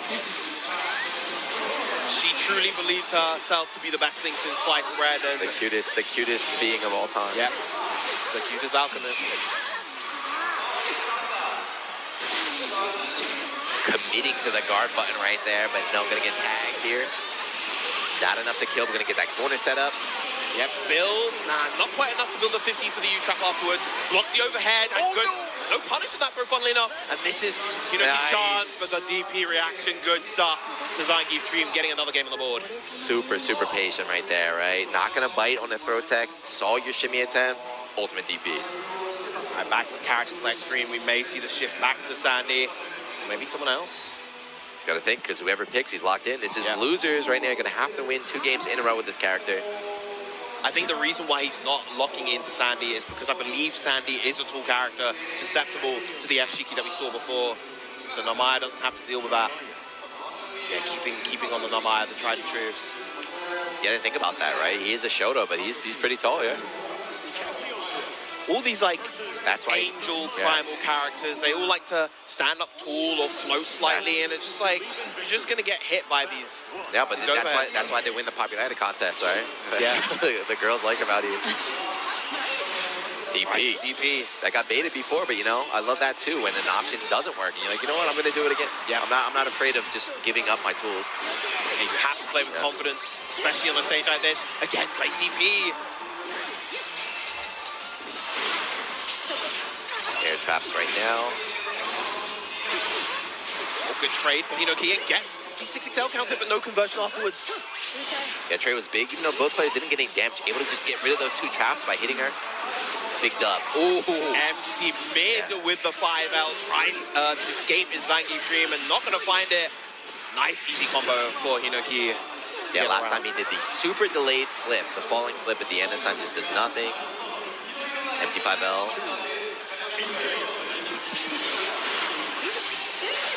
Oh, there's the Crescent Moon, gets caught. That's going to be a full combo as well. What happened? Was he trying to dash under? He ran right into it. I don't know. Maybe. Yeah.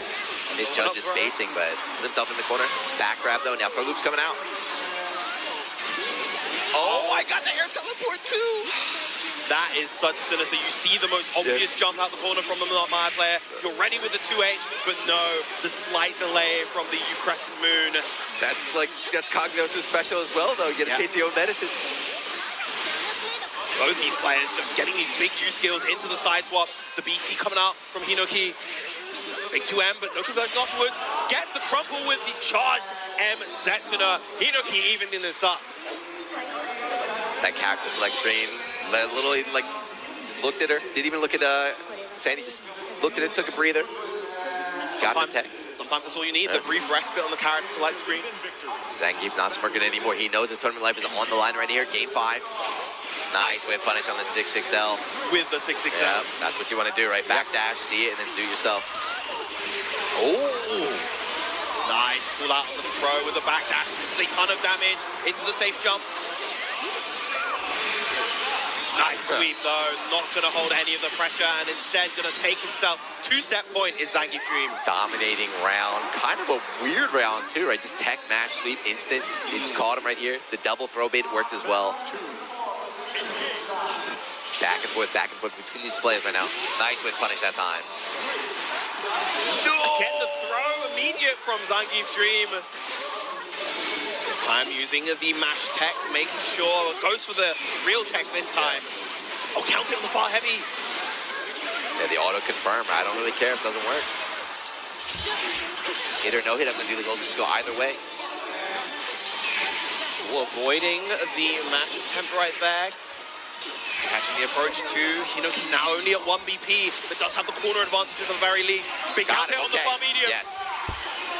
I think we're going to see a route into SBA here. Yeah, not going to kill him and get a BP back for the guard cancel. It'll be very close. Yeah, very close to death.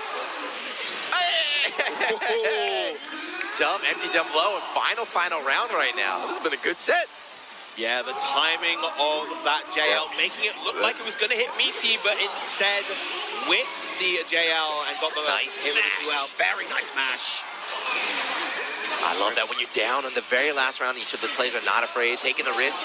Gonna get the link after that jump. Not quite gonna get the punish there. Spot dodging again. And there's the U-spear. Yeah, Fuzzy jumped out of there, able to avoid the side swap, reset the neutral here. Nice dodge. Finally! After that move did so much work in game 1, Zangief Dream reacting, getting a punish. Dashing enough. This is scary. He's got 100 meter, can kill him next hit in the super. Yep. Might not even need the super. What a challenge from Zangief Dream right there. The side swap. This is going to be conversion to SBA. Hold on. I don't know. SBA. That's enough, right? Is it going to be enough? It's going to be very close. This last hit does a lot of damage. I didn't even know. The cameraman knew. He already switched. But you saw even Zangief Dream was locked in. He was leaned over. He's like, I don't know. It was enough. Damn.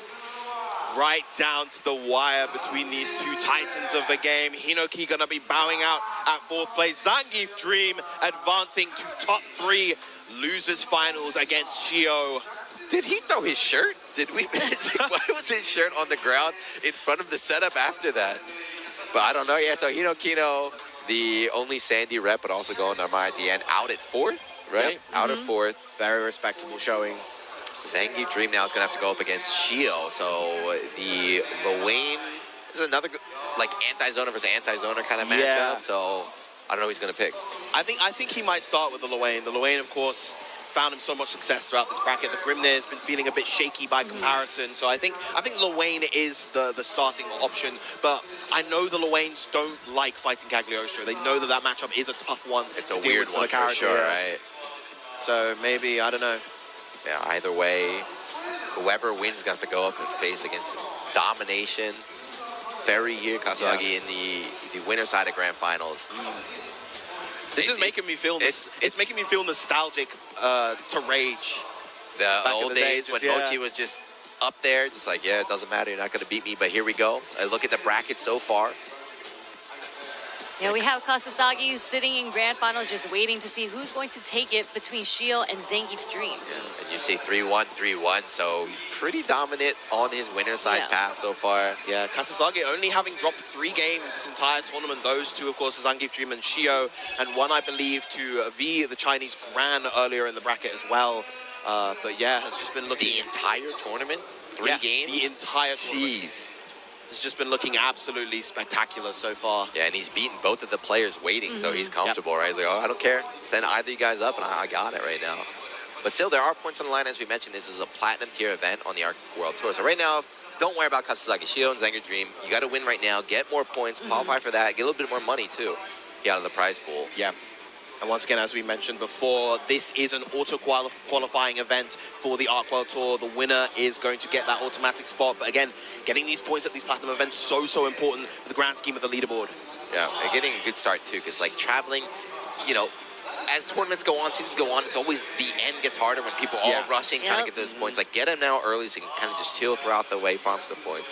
This has been a good tournament, a good top 8 especially. Yeah. Like, this game is good balance, right? The last balance patch is really good as well, but there are some problem characters. There are some universally accepted top tiers. We haven't seen them. Yeah, there's a lot of very unique variation. Yeah, there's a whole bunch of new characters that I've been learning about in this game. So it's really cool, and it's all different archetypes as well. You have the zoners, you have the people that rush down, and you have the big bodies. So it was good to see a huge mix of the characters in top 8. Yeah, this game is definitely one that has been steadily improving just a little bit by bit with each iteration, with each patch. I would say that this current version of the game is the best version of the game, and I have faith that the developers will continue to improve the game as we get more and more characters, more and more content. It's going to be exciting times. Yeah, it's quite strange to say as playing a lot of fighting games, but I feel like Grand Blue has good patches. I feel like this is a fighting game where patches are good. We see a lot of... How are the DLCs as well? Because usually DLCs are broken when they get added, right? So the DLCs have been very interesting. It feels like, for the most part, they've either been very weak when they're released. Lucilius, the first one, Vicala, Vayne, they're very weak characters upon their release, or they're right at the top, incredibly strong. Beatrix, Vesusia, Nia. She's DLC, but I don't know. Nia is like a base Rising character. She was new to Rising. I feel like I'm missing a DLC character though. So the order was Lucilius. Who was after Lucilius? Was it Vayne? I think it was Rising. I think so. 2B was. Oh, 2B was after Lucilius. Yeah, 2B was very strong on release as well. Yeah, it's just been kind of all over the place with the DLC. I've actually seen a lot of 2B cosplays as well, but I don't see 2B being played anymore. Yeah, she definitely received her share of nerfs, and at this point she's kind of a less popular pick. The furthest 2B would have been, I think, 17th here with Vermilion, who made finals of EVO last year. But yeah, the character definitely not quite as popular as she used to be. Still quite strong, I'd say, but yeah. Thank God, that's all I can say. So she is like, she's not a Grand Blue character, right? So they wanted to make her kind of fit the game she came from. So she has like a double jump, she's got unique movement and stuff. So when you're trying to play Grand Blue, you learn the rules, and then they put a character that plays a completely different style. It's very difficult and annoying to fight against. Yep. She was busted when she came out, She has whiff cancels, she has like a unique meter that influences how often she can use her specials. Okay. Very, very unique character in the context of this game, but one that people at first really gravitated towards because she was so strong and easy, but she's gotten trickier. But can we go back? You saw 2B cosplayers today? No, not today. But before, they were everywhere. Yeah. I mean, she's a fan. I don't even know what game she's from anymore because she's in every game, right? She's in every game. Nier Automata. Yeah, I love that game, but she's like every mobile game, every gacha game, like throw Nier in there. Throw Nier in there, let's go. But here we go. Yes, losers final, so he's going with the boys. All right. So Shio picking Luane against Zangief Dream, who is, of course, locked in on Cagliostro right now. Comkid is still holding it down. one of the fun things you may have noticed about Cagliostro is that she puts on this very kind of cute front. Very cute. But it's all of a bit of a facade for this like egocentric narcissist that's really kind of mean to a lot of characters. Yeah, very mean. And it comes out every now and again when she does various attacks. She usually has this kind of cutesy expression, but sometimes she has this kind of mean, like, I'm gonna beat your ass kind of expression, you know? The gap boy. Yeah. There nice we go. challenge on the trap cancel. Like right there. Yeah, so here, Luane gets hit, but the boys keep coming out. We saw that earlier too with the ultimate wheel. Pick up the JL, very nice from Shio. Gets the parfait. And the parfait restores 13 meter for Luane, so he gets to go for this full extension. It's massive damage. Gonna go for the catbot at the end, and that is gonna do it. Does he? You still see extra hits after this? Yep. But he can run across the screen and keep her going. It's pretty funny. Like 50 hit combo. Yeah, wouldn't have been able to optimize that if not for the parfait getting all that meter. Nice 6XL. That's a power of RG. Damn, so baited out the counter, but did not get activated. He was able to block in time. Big 2H, very nice. Luane, I think, is just about cool enough to be susceptible to the F-Chicky as well. I wonder. Oh, gets the spaghetti. Big health restoration. But he does have counter, right? So that could throw off the safe jump attempt to set it up.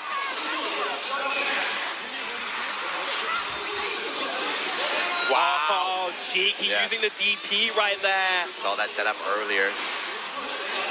You think it's your turn, you see her falling down, DP, we have the trap set up, so you get a conversion after that as well.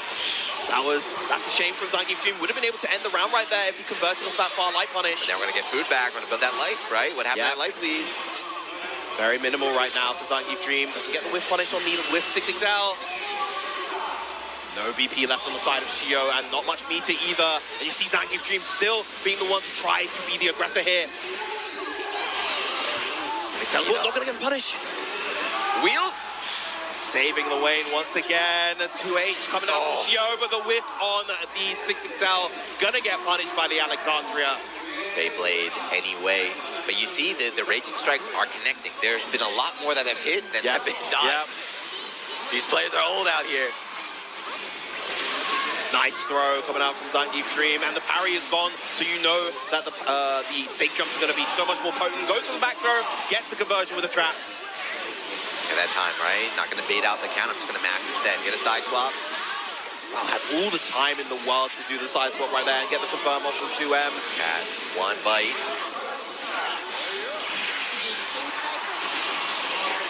Teleport. Confirm, 100 meter, you're toast, buddy. Yeah, easy confirm into the SBA. Not even going to need it, but does it anyway. Now, I just put a video out about manners in the FGC and how you shouldn't kill your opponent. If a jab would work, he sent a message right there. He knew. At the very least, it's not a super long cinematic super. In this game, right? In this game, we have they cut out the intros. That's only SSBA, right? Yeah, they cut out the no, because Cat does it too. Well, Cat's SBA is the cinematic one. It just kind of the Beyblade, But he sent a message right there. He got 100 meter to spare. I could have overkilled you if I wanted to. Big 6XL gets a conversion with the close heavy as well. Gotta keep this short. A lot tech match from Shield. That's the third or fourth time so far in the set. Oh, doesn't get the final hit. The Awesome Source misses out on the wall bounce there. Unfortunate. And here's the summon, the counter, eat flowchart we saw earlier in the winner side, bringing out again against Zangief Dream. Double up into the UCAP on all the way across the screen. 1, 2, 3 food items. So cheap. And almost all of that health back for Shio. Oh, he tried mashing. Yeah, got tagged. And SSBA is available. May cash out into it. There it is. Drain those BP. And now a solid hit from Zangief Dream in this position, maybe enough to get the KO. Has the Alexandra cooldown at the ready. There it is, susceptible to it. Oh no, my goodness, what is going on? Drop the kill combo, drop the throw punish, the scramble is happening, but in the end it all worked out, I guess. Yeah, the close heavy for some reason just not hitting on the correct side. I don't know why it didn't side swap properly. Big count it right there for Zangief Dream. Gonna double up with the traps. 1, 2, into the safe jump. Nothing, right? Empty jump, jab, right? And I think may have the damage here. No, not just yet. So many options off her mix-up here. Yeah. All that chip damage from the trap.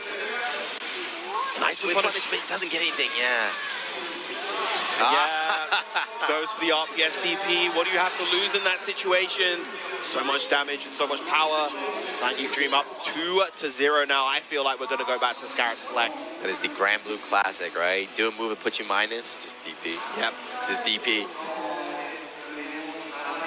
Ultimate DP is not counter area. You don't get blown up too hard. You get life lead like that. Yeah, this is rough. This is rough. The Grimnir wasn't too solid right now, but the lane's not working, right? So it's kind of, you have two kind of not great options. But he's betting it all right now. Grimnir's gonna have to win 3 straight against Cagliostro. At the very least, if he's able to win those 3 straight, he goes in One with the warmed up, yeah. Warm versus Kasasagi. The Grimnir would be considerably more on point, but he has to get there first, and Zangief Dream not making it easy. Yeah, another tall character, right? Yep. So again, that 50-50 on deck. Wake up mash, okay. Gets a combo into the new Death Ride Tempest. All this corner carry. Yeah, that standing 5L, that is a low for Grimnir, so you got to watch your toes. Ooh, wow, catches with the U Fireball. Not quite enough to be able to get the conversion, but still great positioning for Shio right now. That far medium doing so much work to maintain that mid-range. Nice. Have SSBA available too. Spend it here to set up kill on the next hit. Now, if I'm Shio, I go for the UDP right here. I just wake up, I just let it rip. Do it. Oh, goes for the wake-up throw instead, and it was a no-escape one, too. Yeah, Raging Strike came out. I'm not sure what that was. I don't know why Raging Strike was there. Yeah. Yeah, just throw instead. Again, a lot of these round start wins from Zangief Dream, just able to whiff punish these 6XLs, but a little bit out of range. Backing in onto the seal, saying everyone 5H, it does it all. Yep. Right, good blocks coming out from Shio. Not gonna take the throw that Back time. to the corner, boink. 100 meter, you're done, right? Yep. Should be enough, just about. Now Zangief Dream at set points here at EVO Japan 2025. Shio started the day off on the winner's side. He looked so good. He played the first match of the day. It's slowly been falling behind as other players beginning to catch up. Try to 6XL, but no, sweep is already out. Yep. You're a corner now. Just this unrelenting offense from Cagliostro. This character has such good ways to pressure. Another 2L. Another latex, still no 50 meters, still no seals. Final. Yeah, Shio has lost 50% of his life. No combos. And there's been no combos, yeah. No combos. Just this war of attrition coming out. Great spot dodge to avoid the U-trap. Still, finally fights his way out the corner, back to the mid-screen, but no, gets right nothing, back in. Right? Yeah, he just gets to the corner. Okay, final. Seals, final. And all this corner carry. No! The immediate mash, and you have all the BP, you have all of the meter. Let me see it again. Let me see one more. The basketball dunk on him to stamp your way into the grand final. Zangief Dream eliminating Shio at 3rd place. There we go. So he's going up now to the grand finals here on the loser side against Kasasagi. He lost earlier 3-1, but you know, you talk about warming up, right? He dropped down the losers early. He's been doing well. He might be a little bit stronger than he was originally. I mean, he looks really, really warmed up compared to how he was playing in winners. So I'm definitely interested in seeing how he's going to play against Kasasagi now, because Kasasagi, I don't want to say he dominated him, but it was pretty convincingly in his favor. It's also, even if he's good though, it's that matchup comes back to the matchup, right? So the Cagliostro, like the zoner-ish character against like the pure zoner. So we're going to have to see him play a different style, but we'll see. Yeah, I think a lot of what it's going to come down to is how Zangief Dream is able to move effectively around the zoning. We saw that he was getting clipped in a lot of these situations, just trying to move forward ever so slightly. And I think tightening that up, I think, will be crucial in order to find a potential avenue for victory in this set. He's got to do it twice, though. That he does. I always feel like, as a fighting game player, fighting against zone, I know playing a zoner is also tiring, right? Because you have to be on point, but fighting against zone is very, very tiring. So, like, both these players, if it goes the distance, it might become, you know, a thing about mental strain, like the physical. It's been a long weekend. It was super hot in here yesterday, too. It's a bit cooler now, but, you know, there's that whole aspect of fighting game tournaments, too, of, like, you know, longer in the day. Who's still focused? Who's still in shape? Who can still keep it up right now? But we'll see. Because at the end of the day, it's all people playing fighting games, and, you know, people are able to adapt to situations and their environments differently. And that is a huge, huge part of being a competitor, being able to physically and mentally keep on top of your game, even during the later parts of the bracket. When you're playing at home, you have your perfect setup, you know, your perfect monitor, perfect chair and everything, but you're out here in your PJs. So out here, it's like, you know, you got to use everything, right? You always see the players complaining. It's like, this was no good, that was no good. It's like, you should know that by now. This is how tournaments are, right? For sure. But Zangief Dream, I mean, he's got that momentum going for him. Like, he looks really, really warmed up, and I feel like if he's able to keep that offense, because we didn't get to see him have that opportunity in winners, I'm very excited to see if he's able to get this off on Kasasagi. It's hard for me to cheer for either character. I'll cheer for Zangief Dream because that's Tatakai Tuesday boy, but it's like Cognos or Ferry. It's like, oh man, I don't know. This is rough right now. We are, I mean, people have been saying this, we are kind of in this Zona meta right now, and it's kind of crazy looking at the core nature of Rising. Up until this point, you know, the Zoners really were struggling.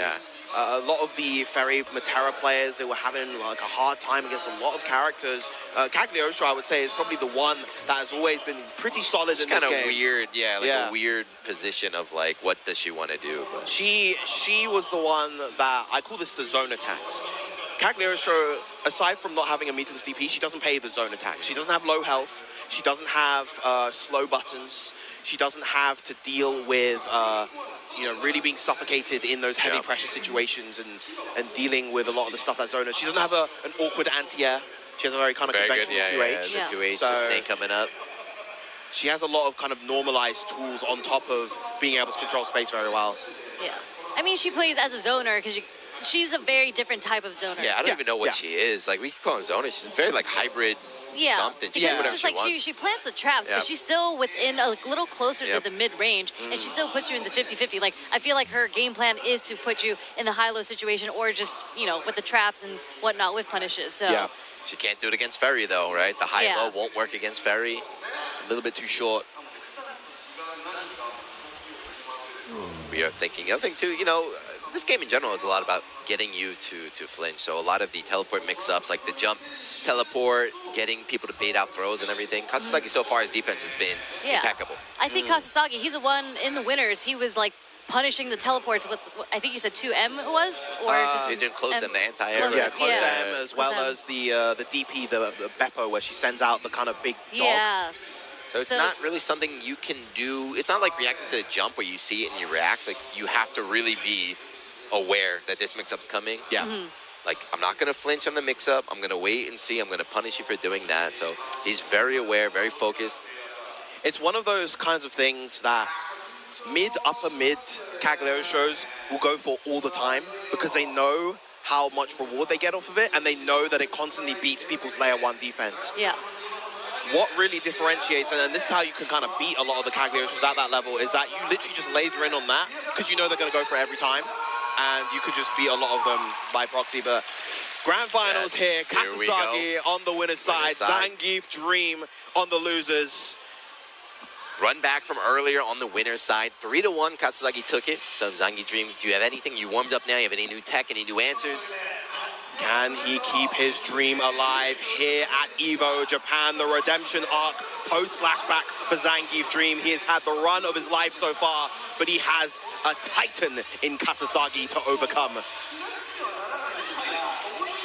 And that's what, like, this is so frustrating. It's like, you get Ferry to the corner, and then 5L just pushes you out, and now, again, you're midstream. But nice, able to reclaim the space, get back in there. Nice. Ooh, goes for the Raging Strike instead. Meaty, but not quite in range to get the 6XL extension afterwards. That said, though. Reversal throw got a punish right there. Yeah. Again, Raging Strike worked. It worked. Kasasagi a little bit too early on that throw against Zangief Dream's Wake Up. As a result, got punished on their own. Oh, a little bit too early on the spot dodge right there, and no conversion, but still, Zangief Dream keeping it together just about. Oh, good check on the 5L, just Beyblade from downtown. Double teleport, but no, just block throw. Wow! DP this time, the invincible option to beat anything, any button that Zangief Dream wanted to try to press there. That looked like Sandy set up there with the water orb. Woo! Great. Yeah. So what's happening there is Kasasagi, incredible reactions, right? He's reacting to those jumps, but he's not reacting immediately to the traps. And so he's buffering these Beppos, these anti-airs, and getting caught by the U-trap as a result. She sees the jump, right? Sees Cat go in the air and says, oh, here she comes. But no, Cat can stall her air movement with all sorts of stuff. Teleport, trap, rock summon. There we go. The whiff on the 2L, faking out the Meaty once again. Zangief Dream been doing that quite a bit with the close M anti-air. Once again, side swap with the L whip, gets the conversion off of that. Very nice. Not quite going to hit the 100 meter, not going to get the hard knockdown either. You got space, you got your back, right? Ton of real estate to work with. Oh, very nice. Goes for the double 2L. In this game, if you try to go for a DP, that 2L block string will actually beat out the DP and hit you. Oh, caught him reaching again. Another round for Zangief Dream. That's 3 straight. Hold on, that's 3 straight. They're pretty fast, too. Yeah.